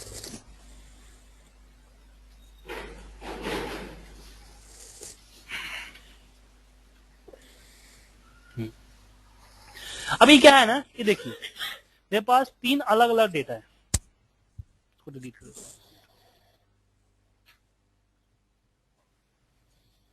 मेरे पास एक डेटा है सेल्स का,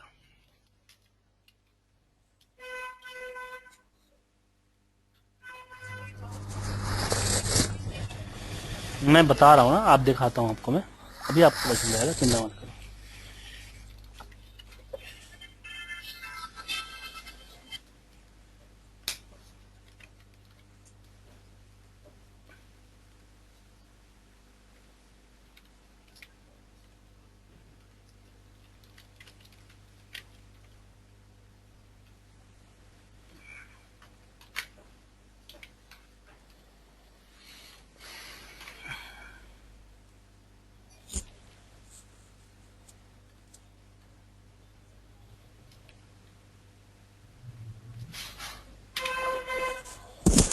देखिए क्या है कि मेरे पास, मैं सेल्स की डेटा एंट्री करवाता हूँ बच्चों से, तो एक पे मेरा कस्टमर्स का लिस्ट है कि जिस कस्टमर को मैं सेल करता हूँ उसका नाम, किस लोकेशन में है और उनकी क्रेडिट लिमिट कितनी है, यहाँ पे दिया गया है।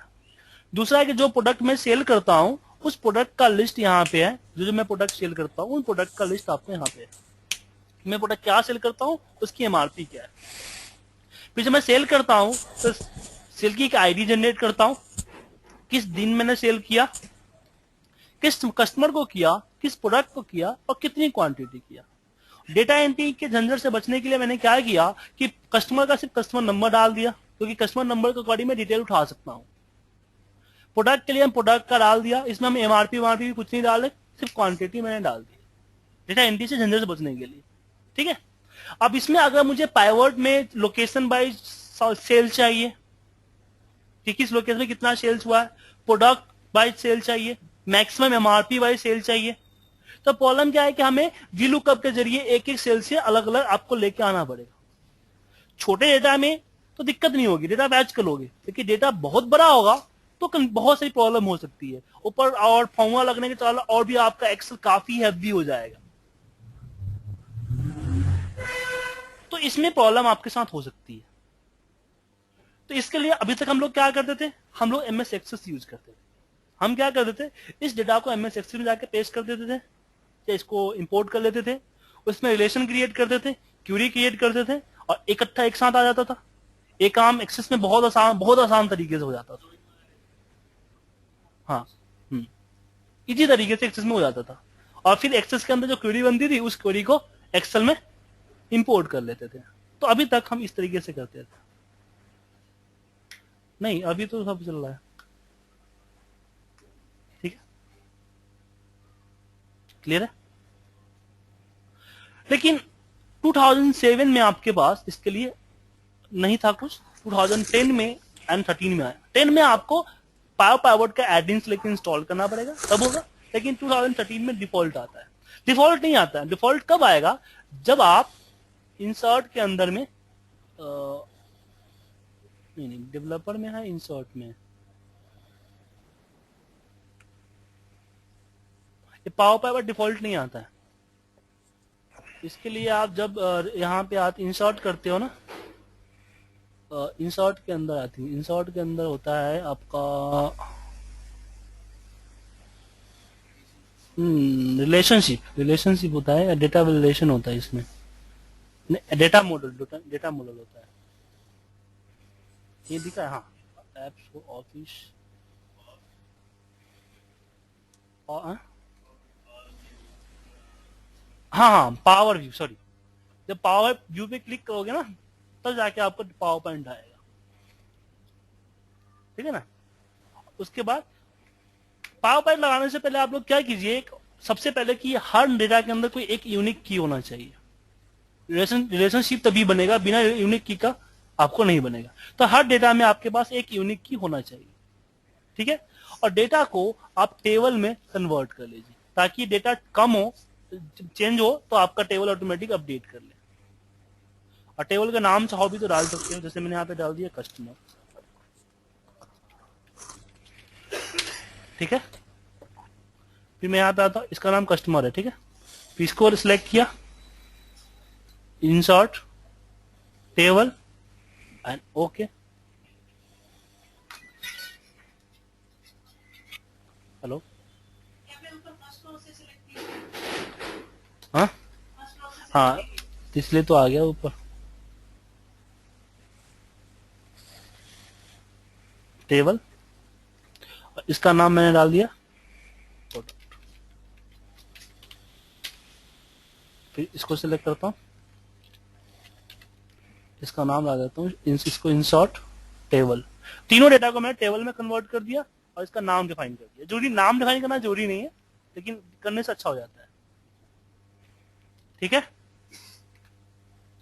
उसके बाद आप क्या कीजिए, पावर पॉइंट पे जाइए, पावर पॉइंट टेबल पे मैनेज पे क्लिक कीजिए। क्लिक करके थोड़ा वेट कीजिए, वो एक्सेल की सिमिलर एक नया एप्लीकेशन खुल के आएगा आपको। खुल गया। उसके बाद 1 बाय 1 सीट पे जाइए, कर्सर रखिए और यहां पे कीजिए add to data model. Customer आ गया। फिर सेकेंड में जाइए, फिर यहां पे ऐड टू डेटा मॉडल, और नाम के आगे इस तरह का लिंक लगा जरूरी है, याद रखिएगा। और फिर यहां पे ऐड डेटा मॉडल, 3 अलग आ गया। बट ये तीनों में कोई सिमिलरिटी अभी नहीं है, एक दूसरे से लिंकअप नहीं है। इसके लिए आप डायग्राम व्यू पे जाइए। अब इसमें आपके पास इस तरह से आया। अब रिलेशनशिप क्रिएट करना है, मतलब कि इसकी कस्टमर आईडी और इसकी कस्टमर आईडी दोनों सेम है, रिलेशन हो गया। और इसकी प्रोडक्ट आईडी और इसकी प्रोडक्ट आईडी बिल्कुल सेम है, रेट हो गया। उसके वापस आप आइए डेटा व्यू पे। उसके बाद पाइवट टेबल पे क्लिक कीजिए, तब आपका एक्सेल पे पाइवट आएगा। अब इसमें मैंने क्या किया, मैंने इसमें बोला मुझे क्या लोकेशन वाइज सेल्स निकालना है ना, तो मैंने लोकेशन यहां डाल दिया और फिर मैंने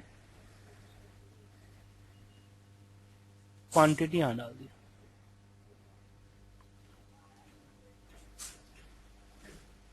नॉर्मल नहीं हो सकता था। अब मुझे ये एक अमाउंट चाहिए।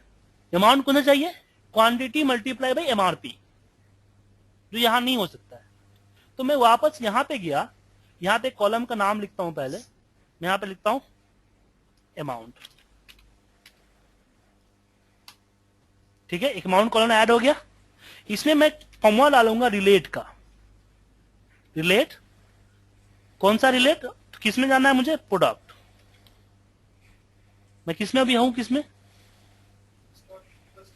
सॉरी गलत होगी, इसको डिलीट करो। डिलीट कहां से होगा, हाँ।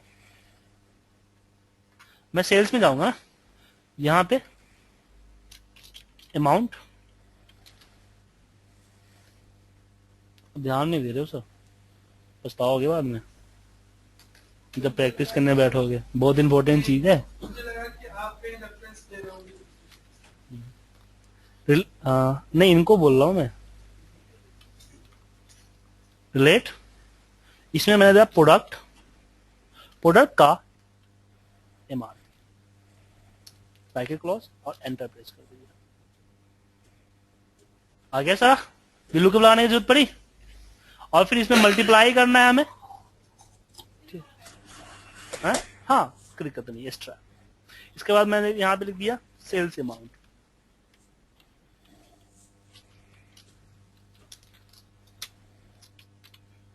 ठीक है। इसमें मल्टीप्लाई करना है सेल्स अमाउंट में, तो मैं क्या किया, 7 यहां पे इक्वल किया, हमने इसको सिलेक्ट किया, मल्टीप्लाई बाय मैंने इसको सिलेक्ट किया। आ गया अपने आप। ये अमाउंट भी तो क्वांटिटी को ये तो इसने P2 का प्रोडक्ट P2 है, उसकी इसने एमआरपी निकाल ली 4880 रुपया। 4870 रुपए के साथ 74 क्वांटिटी सेल हुई है ना, ठीक है। अब पाइवट में आप देखोगे कि यहाँ पे दो अलग अलग अपने आप आ जाएगा, और नहीं आया तो यहाँ पे रिफ्रेश आएगा, रिफ्रेश करने से आ जाएगा। अब मैं यहाँ पे क्वांटिटी हटा के अमाउंट डालता हूँ, अमाउंट आ गया।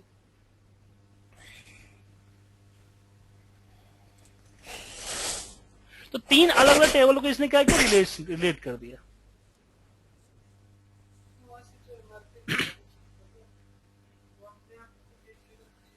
उसने प्रोडक्ट कोड के अकॉर्डिंग चला। मतलब हमने बोला ना कि भाई हमने इसमें क्या रिलेशन क्या डाली है कि प्रोडक्ट का एमआरपी है, तो इसने चेक किया कि इसमें रिलेशन किसके साथ है, दिखा रिलेशन का सिंबल, तो P2 के अकॉर्डिंग उसने अपना VLOOKUP निकाल दिया, ठीक है ना। क्योंकि मुझे इसका पता है कि P2 से अगर प्रोडक्ट से डेटा आएगा तो इस प्रोडक्ट कोड के अकॉर्डिंग आएगा, कस्टमर से डेटा आएगा तो कस्टमर कोड के अकॉर्डिंग आएगा। तो आपको पता है करना है कि किसी कस्टमर ने कितना सेल किया है, किसी लोकेशन में कितना सेल्स हुआ है, किसी प्रोडक्ट के हिसाब से कितना सेल हुआ है, मैक्सिमम सेल क्या हुआ है, तो आप इसका यूज कर सकते हो। VLOOKUP लगाने की जरूरत नहीं है, लेकिन इसकी प्रैक्टिस करनी पड़ेगी, रिलेशनशिप समझना पड़ेगा। तीनों डेटा के अंदर भी यूनिक की होना चाहिए, यूनिक की होगा तभी इसका यूज होगा, नहीं होगा तो नहीं होगा, ठीक है। और याद रखिएगा ये हैंग बहुत करता है, ये तो मेरा i7 है इसलिए हैंग नहीं कर रहा है। मैं अपने लैपटॉप पे ऑन करूं, वो हमारा ये है P4 है, ड्यूल कोर है, हैंग करता है। ये i5 है।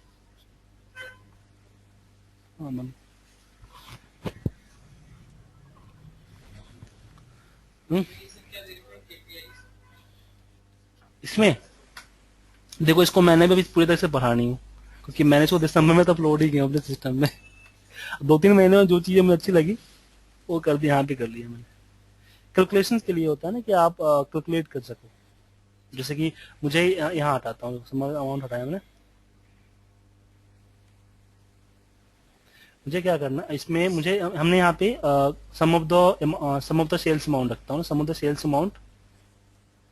मुझे सम ऑफ द सेल्स अमाउंट को डिवाइड करना है, इसका ए निकालना है मुझे। मान लो कि ये सम करना है इसका, इसका ये निकालना है 12% टैक्स निकालना है, टैक्स का सम निकालना है। तो मैं KPI में जाऊंगा, new KPI, do not have, ये क्यों नहीं हो रहा है, हाँ कैलकुलेटर फील्ड पे जाऊंगा, कैलकुलेटर फील्ड, इसमें मैंने बोला कस्टमर नहीं, मैंने बोल रहा हूँ इसका सेल्स का फील्ड का नाम मैंने यहाँ पे डाल दिया टैक्स, टैक्स। और फिर मैंने बोला एफएक्स करता हूँ ना यहाँ पे, नहीं एफएक्स जरूरत नहीं है, यहाँ पे हो जाएगा तुम्हारा सेल्स, सेल्स का। इसमें याद रखिएगा सम ऑफ अमाउंट लेना, तो सिर्फ अमाउंट मत ले लो, सम ऑफ सेल्स अमाउंट चाहिए ना, सम ऑफ सेल्स अमाउंट का 12%, ठीक है ना। फिर चेक, इसमें प्रॉब्लम है,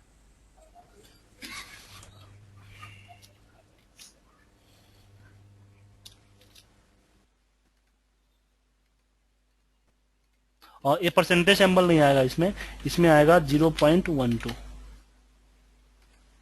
सही है ना। यहाँ पे नो एरर पर फॉर्मूला आ गया। अब इसको किस में, नंबर फॉर्म में शो करना चाहते हो, जनरल में शो करना चाहते हो, डेट एंड टाइम में, ट्रू फॉल्स में, बोला कि हमको नंबर फॉर्मेट में शो करना है, ठीक है, एंड ओके कर दिया, आ गया नेक्स्ट। कैलकुलेशन जो आपने वहां पे किया था ना, इसमें कैलकुलेशन का बहुत अच्छा तरीका है, इसमें आप और भी बहुत सारे फॉर्मूला यूज कर सकते हो इसके साथ।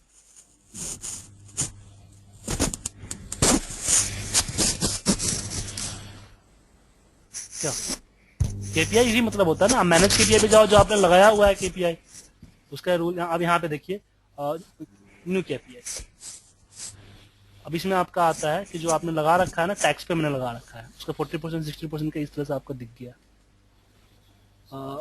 Other field define target field, absolute value मैंने कर दिया 100, पता नहीं क्या हुआ। कस्टमर आईडी, प्रोडक्ट, सेल्स, मुझे भी इसके बारे में पढ़ना पड़ेगा थोड़ा सा। नई चीज है ना, अब दिसंबर में अपलोड हुई है, मैं धीरे धीरे मैं भी सीख रहा हूँ।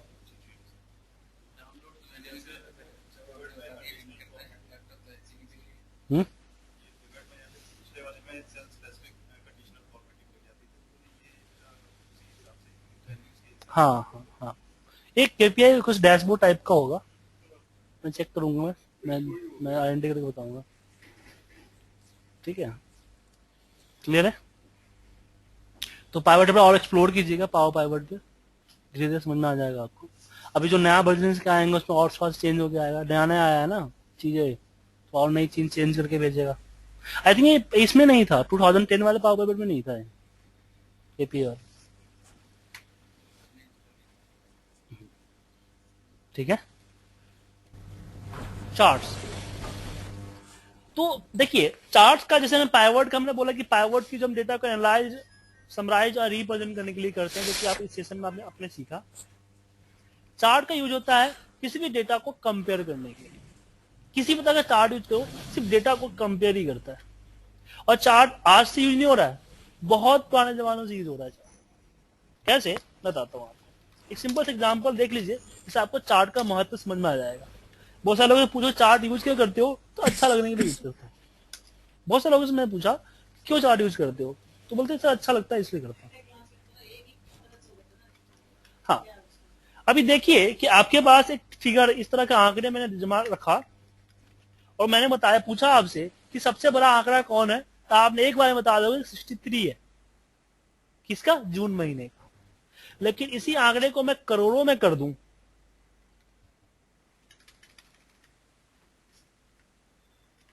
इतना बड़ा तो नहीं होना चाहिए।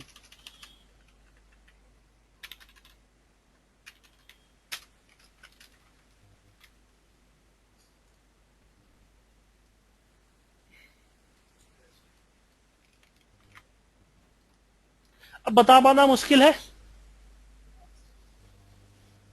कि किस महीने में ज्यादा है। तो जब कंपेयर करना हुआ हमें, तो छोटे अमाउंट पे तो हम कंपेयर कर सकते हैं, उसके लिए चार्ट की जरूरत नहीं है। लेकिन जब बड़े अमाउंट की बात आती है तो मुझे कंपेयर की जरूरत पड़ जाती है, चार्ट की जरूरत पड़ जाती है। तो पुराने जमाने में जो रूलर हुआ करते थे, राजा महाराजा हुआ करते थे, उनको लगान के बारे में, सेना के बारे में, युद्ध के बारे में समझाया जाता था, और उनको आगे समझ में ना आए तो उनको दिखाया जाता। तो चार्ट जो है part of the static, Hindi में सांख्यिकी कहते हैं। और आप लोगों ने बीकॉम किया होगा तो चार्ट उसमें। तो पुराने जमाने जो रूल हुआ करते, अच्छा चीज है, नंबर को हुआ के बारे में, सेना के बारे में, 20 नंबर का पेपर आता था, बस डंडा खींचे तो 20 नंबर आ गए। आज ठीक है, तो एक्सेल में भी आपको डंडे ही खींचने, part of the static, Hindi में सांख्यिकी करना। तो इंसर्ट करके आपको चार्ट अप्लाई करना है। ठीक है, तो चार्ट में आपको कई तरह के चार्ट है। सबसे ज्यादा पॉपुलर चार्ट जो होता है हमारा कॉलम चार्ट। कॉलम चार्ट इस तरीके का चार्ट आपका दिखाता है। ठीक है, इसमें मुझे तुरंत पता चला है कि अप्रैल और जून सिमिलर है, अपर में आ रहे हैं, कम नहीं, जैन है।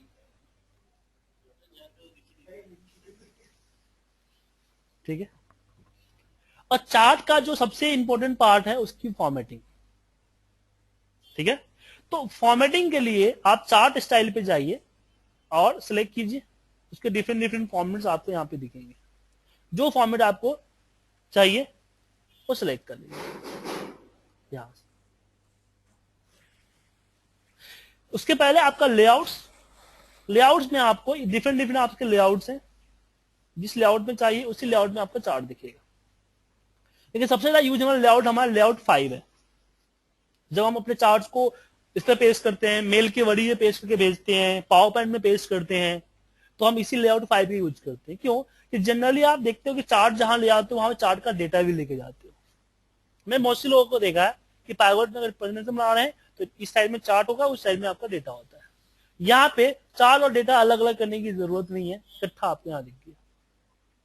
इसका बेनिफिट यही होता है कि चार्ट और उसके डेटा आपको इकट्ठे यहाँ पे नीचे दिखते हैं लेआउट फाइल में। एक तो बनी बनाई फॉर्मेटिंग है जिसका यूज कर सकते हो आप, ठीक है, लेकिन आप खुद से भी फॉर्मेटिंग कर सकते हो, लेकिन उसके लिए आपको समझना पड़ेगा, चार्ट्स के स्ट्रक्चर को समझना पड़ेगा। तो चार्ट का जो कई सारे पार्ट्स हैं, सबसे पहला पार्ट है आपका चार्ट एरिया, जिसपे पूरा का पूरा चार्ट टिका है। जैसे कि कोई बिल्डिंग का लैंड होता है ना, तो ये जमीन हो गया। उसके बाद आता है प्लॉट एरिया, मतलब जितने जितने पे चार्ट टिका है। और ये आता है सीरीज, जो आपका सिक्वेंसली है। इसको बोलते हैं आपका डेटा टेबल, या फिर एक्सिस बोलते हैं, वाई एक्सिस और एक्स एक्सिस। इन सबों का फॉर्मेट अलग अलग तरीके से हम कर सकते हैं। चार्ट फॉर्मेट में जाएंगे, चार्ट एरिया से स्टार्ट करते हैं। Chart area, format chart area, ठीक है। सबसे पहले आप अगर चाहते हो कोई कलर नहीं रखना, बैकग्राउंड दिखाना चाहते हो, तो नो फिल। जब दो चार्ट को आपस में मर्ज करते हैं ना, इस नो फिल बहुत यूजफुल होता है। कैसे भी दिखाता हूं आपको, कि मैंने कंट्रोल दबा के जैन और जुलाई का चार्ट इंसर्ट कर लिया। कर लिया हमने। अभी चार्ट को छोटा करके मुझे दिखाना है, तो मैं इसको डिलीट कर देता हूं, इसको डिलीट कर देता हूं, लाइनिंग डिलीट सेलेक्ट करके डिलीट कर दो, इसको डिलीट कर दो, ठीक है, और इसको छोटा करो। और मुझे इसको यहां पर रखना है। ऐसा लग रहा है कि बाहर से चिपकाया गया है चार्ट। राइट क्लिक करो, format chart area, no fill, ठीक है। इसको सिलेक्ट करो, इसको डिलीट कर दो। लाइनिंग दिख रहा है, तो लाइनिंग को भी राइट क्लिक करके फॉर्मेट चार्ट एरिया पे जाओ, और यहां से आप बॉर्डर में नो लाइन कर दो। वे इस चार्ट, इसी चार्ट का पार्ट लग रहा है,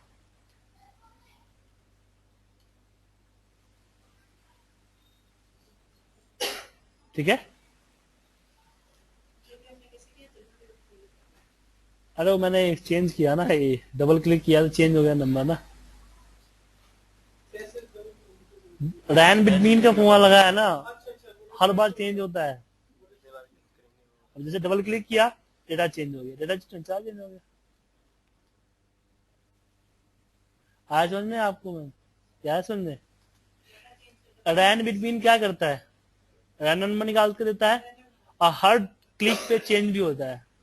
कहीं पे कभी जब भी फॉर्मूला कैलकुलेट होता है, अपने आप को चेंज कर लेता है। तो मैंने इस पर डबल क्लिक किया, एडिट मोड में आया। फॉर्मूला अपडेट कब होता है, जैसे ही सेल, कोई भी सेल एडिट मोड से बाहर आता है, एंटर करते ही अपना रिजल्ट चेंज हुआ। अब इससे लिंक है, जब ये रिजल्ट चेंज होता है, ये भी चेंज हो जाता है। ये मेरी गलती थी, मैंने इसको कॉपी पेस्ट नहीं किया। आपका वैल्यू पेस्ट कर देता तो आपको ऐसी प्रॉब्लम नहीं होती, मैंने कभी ये बहुत कम यूज किया इसलिए। ठीक है। तो इस तरह से भी कर सकते हो, या फिर इसके अंदर आप जाओ, चार्ट फॉर्मेट चार्ट एरिया में सॉलिड कलर, अपना कलर चूज कर सकते हो। आप चाहते हो कलर में ये हो आपका, मतलब कि ट्रांसपेरेंसी, मतलब कि ट्रांसपेरेंट हो, पीछे का एरिया कितना % दिखे, उसका यूज कर सकते हो। कोई और कलर चाहिए तो कोई और कलर यूज कर सकते हो। ग्रेडिएंट फील्ड में 2 कलरों का मिक्सअप दिखेगा आपको यहाँ पे। ये बीच में दिख रहा है ना, इसको डिलीट कर दो सिलेक्ट करके, ठीक है। फिर आपके पास आता है यहाँ पे पिक्चर्स। इसमें एक तो जो टेक्सचर्स है, इस बने बने स्टाइल्स है, इस स्टाइल को आप ले सकते हो, ठीक है। नहीं तो कोई पार्टिकुलर फाइल आपके पास है जिसमें पिक्चर्स डला हुआ है, कोई भी पिक्चर्स डला हुआ है, उस पिक्चर को आप सिलेक्ट करके इंपोर्ट कर सकते हो।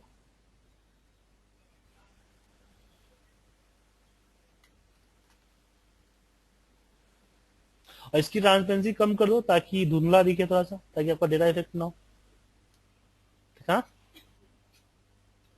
क्लिप आर्ट से कुछ लेना चाहते हो तो क्लिप आर्ट से ले सकते हो, लेकिन आपने कहीं से इंटरनेट से कॉपी किया है,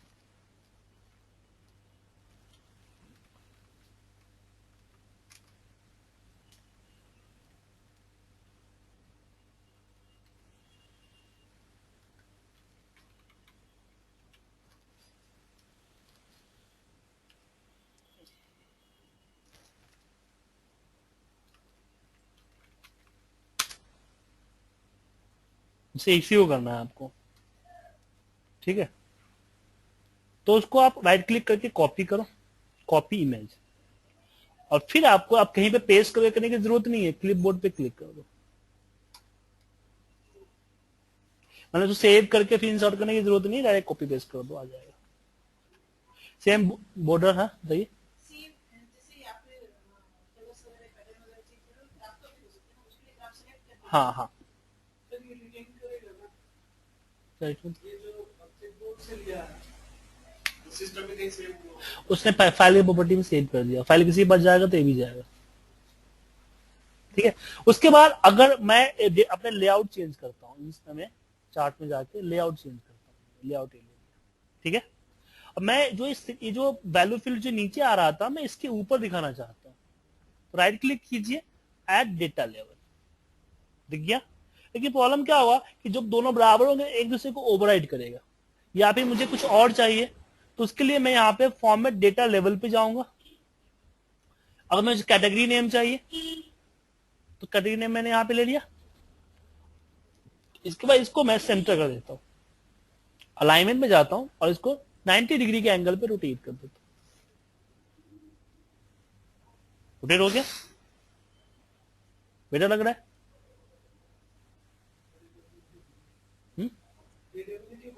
हाँ ठीक है, कोई डाउट इसमें? तो इस तरह से सीरीज का फॉर्मेट करना चाहते हो तो फॉर्मेट डेटा सीरीज पे आइए। इसमें एक तो आएगा गैप, कि सीरीज को थोड़ा सा बड़ा करना है तो गैप कम होगा।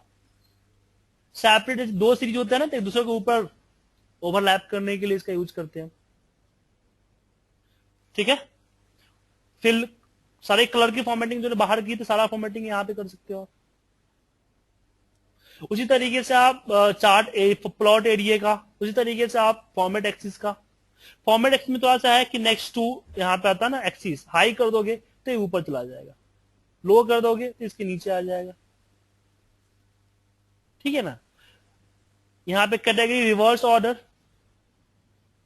समझ में आया? जैन से चल रहा है ना, अब जुलाई से चलेगा। नंबर की फॉर्मेटिंग करना चाहते हो या फिर कोई कलर फिल करना चाहते हो, लाइन स्टाइल, शैडो, अलाइनमेंट वगैरह सब चेंज कर सकते हो, जो नॉर्मल आपने फॉर्मेटिंग चेंज किया, ये खास नहीं है। अच्छा नहीं, एक अलग सा फॉर्मेट बनाते हैं। मान लीजिए मेरे पास बैंक है कोई, और बैंक का मंथली सेल्स,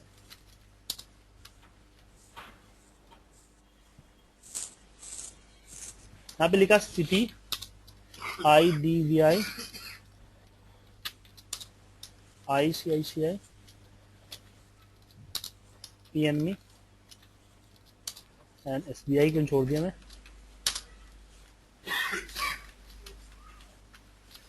नहीं बाकी नहीं रखना, इसे HDFC ने क्रेडिट कार्ड में फाइन मार दिया है, इसे नहीं रखूंगा।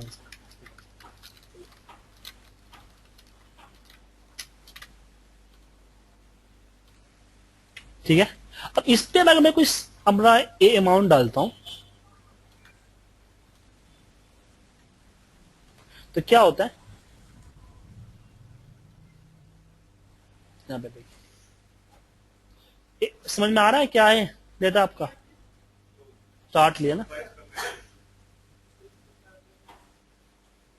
हमने, चार्ट लिया ना, तो जनवरी में सारे सिटी से चार्ट आ गया, तो समझ पाना मुश्किल हो रहा है ना।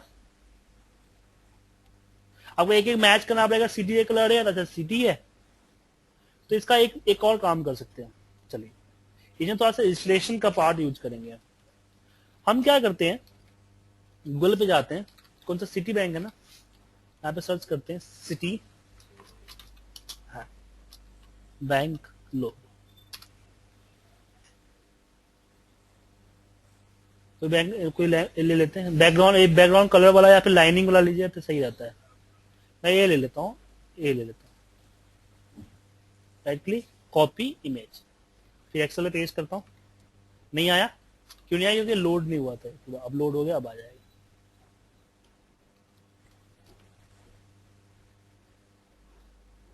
आ गया। अब प्रॉब्लम है कि बीच में लाइनिंग नहीं है, तो दिक्कत हो सकती है, कंफ्यूजन हो सकती है। तो पिक्चर टूल्स में जाएंगे हम, यहां से हम बॉर्डर पे जाके अपना लाइन दे देंगे। लाइन की थिकनेस कितनी बड़ी होनी चाहिए, तो आप डिसाइड कर लो। ब्लैक लाइन कोई और लाइन होना चाहिए। अब इसको 90 डिग्री के एंगल पे मैं रोटेट कर देता हूं।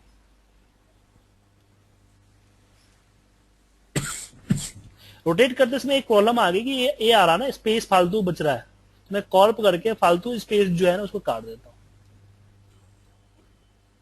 ठीक है, सही है। अब इसको मैं कॉपी करता हूं, इसको सिलेक्ट करता हूं, right click, format data series, pic, fill, picture and clipboard. ठीक है, दूसरा कौन सा, आईडीवीआई है। तो आइए आईडीवीआई पे बन जाते हैं।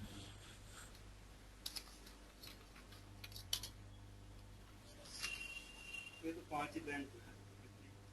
तो डेटाबेस में थोड़ा सा मेहनत तक करना पड़ेगा ना। क्या होगा, अगर घी डाले खिचड़ी खानी है तो खिचड़ी पकानी तो पड़ेगी।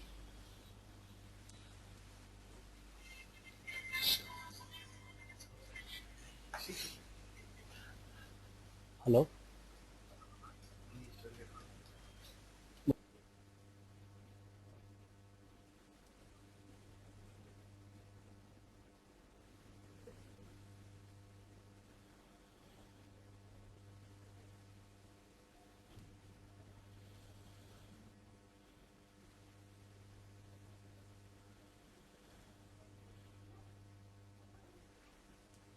नहीं कॉपी की जरूरत नहीं है, सही है, बस रोटेट करना है।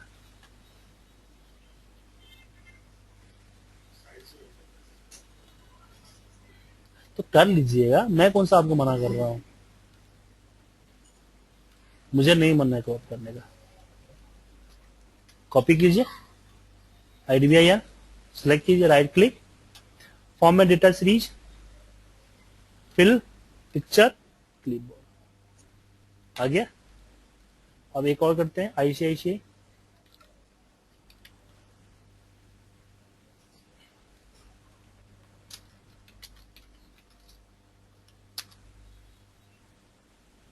अब इसमें कोई ले लो अच्छा सा, पीएन में लॉम्बार्ड।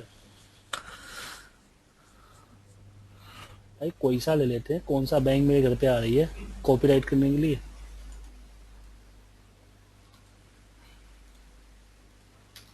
लेकिन इसमें मुझे, अब इसमें क्या होगा, कंफ्यूजन हो जाएगी ना, अगर हम व्हाइट नहीं छोड़े तो कंफ्यूज हो जाएगी। इसलिए इस पे आप जो है ना, इसको कॉर्प करना ना भूलिए, और साथ में इसके बॉर्डर देना मत भूलिए, ये जरूरी है। ठीक है, और इसको फिर 90 डिग्री के एंगल पे रोटेट कर लीजिए। और साइज बाइज छोटा बड़ा करने की जरूरत नहीं, वो अपने आप साइज छोटा हो जाएगा। कॉपी कीजिए,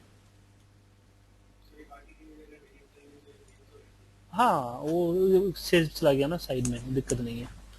फिल, पिक्चर एंड क्लिपबोर्ड।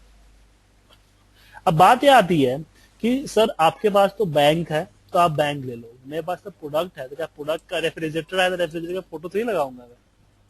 और कोई बंदे का नाम है, मान लीजिए मैनेजर का नाम है रवि शुक्ला, तो रवि का फोटो तो ही लगाओगे आप। फोन करके बोलेगे भाई देहरादून बना रहा हूँ, अपना फोटो भेज दे मुझे। तो उसके लिए आपके पास एक और है, आप इंसर्ट में जाइए, यहां से वर्ड आर्ट ले लीजिए। जैसे मैं इसके लिए करना चाहता हूँ पीएनबी के लिए। ठीक है, इसको सिलेक्ट किया मैंने, यहां पे टाइप किया पीएनबी।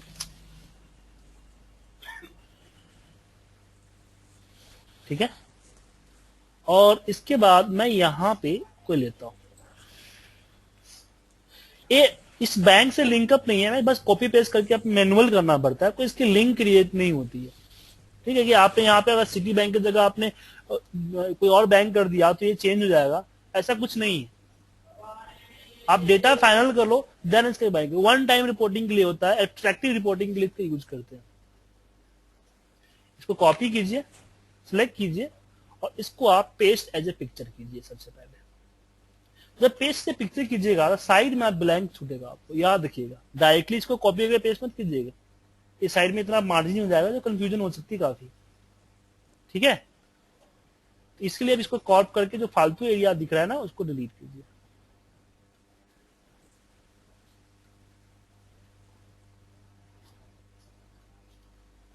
अब इसको 90 डिग्री के एंगल पे रोटेट कर दीजिए, कॉपी कीजिए, और फिर इसको format, fill picture and clipboard. हो गया। अब क्योंकि ये वर्ड आर्ट है, हमारा वर्ड है ना, पिक्चर नहीं है ना, इसलिए पिक्चर में कन्वर्ट करने के बाद थोड़ा सा एरिया ले लेता है।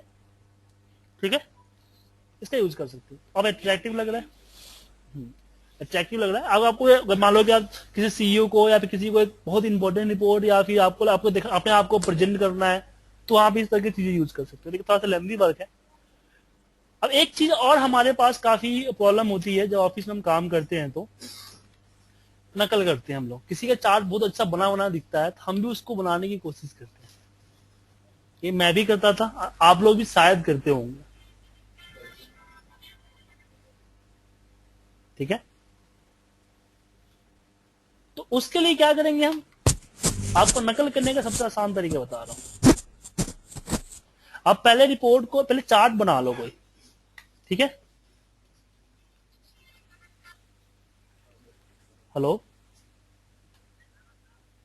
बैग में मेरे बैग में बात करता हूँ क्लास के नंबर के आपसे।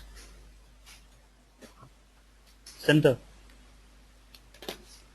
उसके बाद जो जहां पे चार्ट आपका है उसको कॉपी करो, और जहां पे आपको नकल करना है वहां पे होम पे आओ, पेस्ट स्पेशल और फॉर्मेट।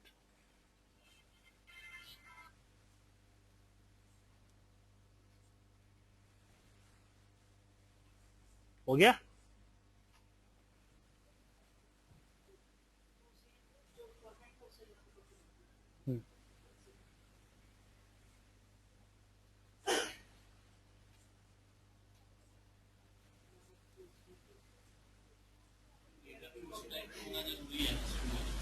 हाँ, सिमिलर ऐसे इकट्ठा ना हो। अब यहाँ पे तो पिक्चर्स लगे हैं तो सिमिलर होना चाहिए, लेकिन फॉर्मेटिंग में सेम लेके आ सकते हो ना।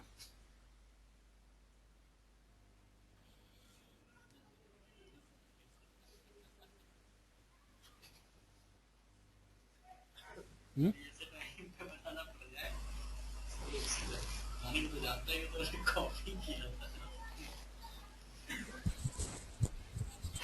ठीक है, आज में मदद कर सकते हो। मेरे पास इस तरह का एक रिपोर्ट आया था, मेरे पास नहीं थी, मेरी एचओडी थी नीतू बत्रा, उसके पास आई थी। इस तरह एक रिपोर्ट आई थी, अजीब तरह की चार्ट्स में बनाया हुआ था, पता नहीं कैसे बनाया था, मुझे भी नहीं पता। और तकरीबन 2 दिन से लगी पड़ी थी उस चार्ट को नकल करने में, उससे नहीं हुआ फाइनली। फिर मुझे बोला सुजीत मुझे चार्ट अच्छी तरह से बना ले, कैसा चार्ट चाहिए, अच्छा तो बना हुआ है, मतलब नहीं ये जो चार्ट है इस चार्ट जैसा मुझे सेम चार्ट चाहिए। डेटा कुछ सिमिलर था, पूरा हेडिंग वाला सिमिलर था, वो ऐसे बिल्कुल चाहिए। आपसे नहीं हुआ, 2 दिनों से लगी पर नहीं हो पा रहा है। मैंने वहां पे गया, उसको कॉपी किया, पेस्ट स्पेशल फॉर्मेट कर दिया। बोलता है मुझे पता होता, मैं 2 दिनों से नकल कर रही हूँ, ढूंढ रही हूँ, इंटरनेट पे जाके सर्च कर रही हूँ, कैसे होगा। अगर आपको ऐसे बनाना होगा तो कैसे बनाओगे, कि मैम उतना आइडेंटिटी रिसर्च करने का मेरे पास टाइम नहीं है, नकल करने का जब मेरे पास ऑलरेडी है तो क्यों नकल कर ले। वही बात हुई है ना कि चीज सामने पड़ी हुई है, पूरा क्वेश्चन आंसर पड़ा हुआ है, नहीं मैं ये किसी का लिखा हुआ नहीं लिखूंगा, मैं बुक से ढूंढ के लिखूंगा, पढ़ के लिखूंगा, याद करके लिखूंगा इसे। तो अलग चीज है ना, जब समय पड़ा हुआ है तो इसका यूज कर सकते हो। ठीक है, बाकी अगर बाकी चार्ट्स की हम बात करें, जो हमारे पास और भी तरह तरह के चार्ट्स हैं उसके बारे में डिस्कस करते हैं। तो फॉर्मेटिंग आपको समझ में आएगा ना, कि ट्रिक्स है फॉर्मेटिंग का अपना।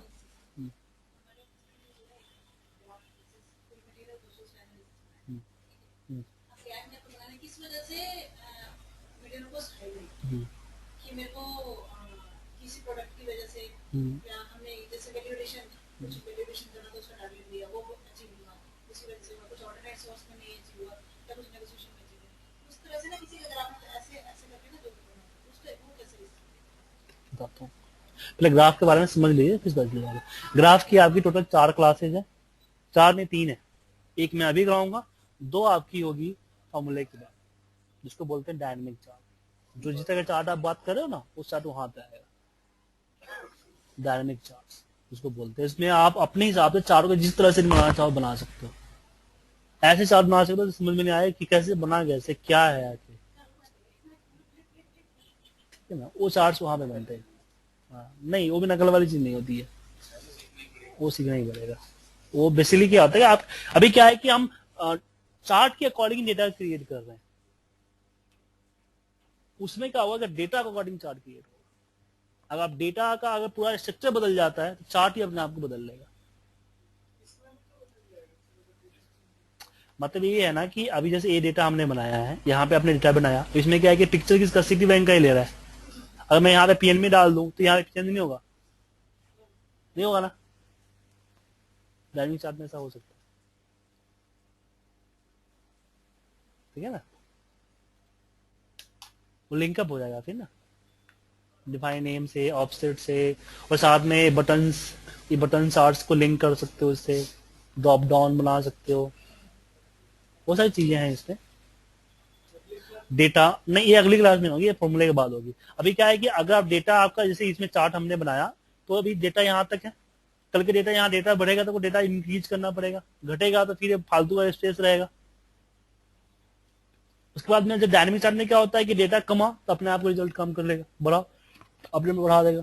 आपको चार्ट बनाने के डेटा कहीं रखना पड़ता है, हम चार्ट का कहीं डेटा रखेंगे, चार्ट के अंदर ही डेटा रहेंगे मेरा, चार्ट कहीं डेटा कहीं सीट पे होगा ही नहीं, चार्ट के अंदर ही होगा,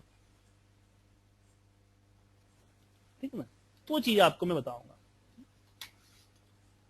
अब यहाँ पे हम बात करते थे इंसर्ट के अंदर बाकी चार्ट हमारे से, हमारे पास आता है आपका स्टैक चार्ट। इसमें क्या होता है कि आपका एक ही कॉलम बना, मतलब कि आपका जैन का जैन है, फैब का फैब है, इसके अंदर में कंट्रीब्यूशन अलग अलग है,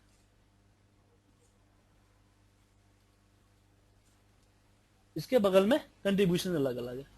तो इसमें क्या था कि कंफ्यूजन हो रही थी, तो आपने पिक्चर्स यूज किया, तो आप इसमें यहां यूज कर सकते हो। इसमें क्या हो गया, एक तो आपको जनवरी के अलग अलग आपको कंपेयरिंग आ गया, और फिर मंथ वाइज कंपेयरिंग आ गया, तो टू कंपेयरिंग इसके साथ इकट्ठे हो गए।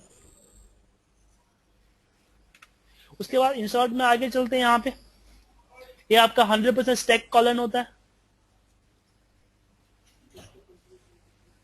हाँ, ये सबका सेम होता है, बस परसेंटेज होता है, परसेंटेज ज्यादा चलता है अपना।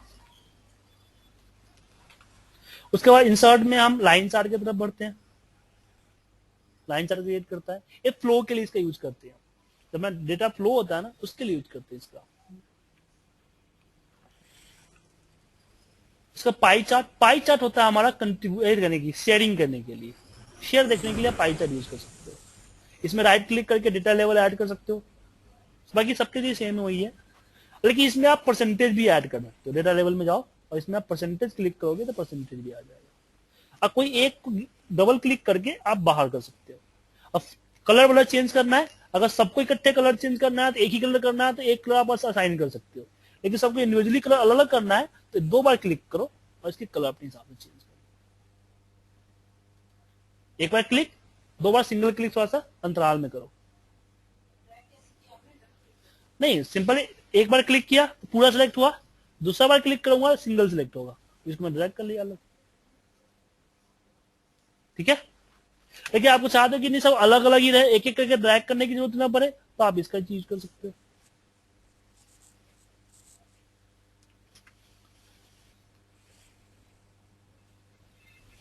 ठीक है।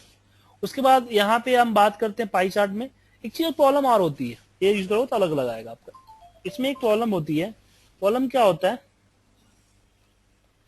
कि अगर हमने यहाँ पे 1 एंड यहाँ पे 2 डाल दिया, अब चार्ट बनाएंगे तो नीचे का 2 जो है पता ही नहीं चलेगा कहाँ है, लेकिन दोनों इंपॉर्टेंट है आपके। तो इसके लिए हम क्या कर सकते हैं, इसके लिए हम ये चार्ट ना लेके पाई ऑफ द पाई का चार्ट यूज कर सकते हैं। फिर राइट क्लिक करेंगे, अब नीचे, और डिफॉल्ट नीचे का 2 ले लेता है, वो 2 को एक अलग बना देता है आपको। आप चाहते हैं कि नहीं, इसका मतलब कि अपने हिसाब से अलग करे, मेरे हिसाब से अलग करे, तो नंबर यहां पे डाल सकते हो। टुगेदर गैप, कि इन दोनों के बीच में कितना गैप होना चाहिए, कौन स्मॉल होना चाहिए, कौन बड़ा होना चाहिए। नहीं, एक ही देखना, हाँ उसको एक ही ऑर्डर कर दिया, नहीं ऑर्डर बना के दे दिया। बाकी कलर फॉर्मेटिंग तो जो आपने बाकी किया वही कर सकते हो। ये भाई ये अदर है ना, इसको अलग करके यहां बना दिया ना इसने। इसने क्या किया, मैंने 10 कर दिया, 10 को इकट्ठा कंबाइन करके अदर कर दिया, फिर 10 का अलग कंट्रीब्यूशन कर दिया। हाँ, तो इसलिए ये लास्ट टू की डेफिनेशन लास्ट टू लेगा वो लास्ट 2 लेगा। ज्यादा वैल्यू हाँ, 2 की जगह आप अपना नंबर डाल सकते हो, लेकिन नीचे से लेता है, डेटा को सॉर्ट कर लो। लास्ट के लेता है, मिनिमम से मतलब इसको नहीं है। मिनिमम से मतलब नहीं है। अगर आपने एक तो ऊपर के या बीच में डाला हो, नहीं, कुछ मतलब नहीं, वो नीचे का पोजीशन के हिसाब से चलता है, लास्ट पोजीशन। तो यानी कि हम जब ऐसा चार्ट यूज कर रहे हैं The तो di- sorting कर हाँ, डेटा शॉर्टिंग कर लो, ascending to descending, descending to ascending. नहीं, 2 से भी ज्यादा कर सकते हो, 2 नहीं आएंगे, डिफॉल्ट 2 होता है। यहाँ जो डालोगे नंबर उतना आएगा। मैं 3 डाल दूं तो यहाँ पे 38 भी आ जाएगा आपका।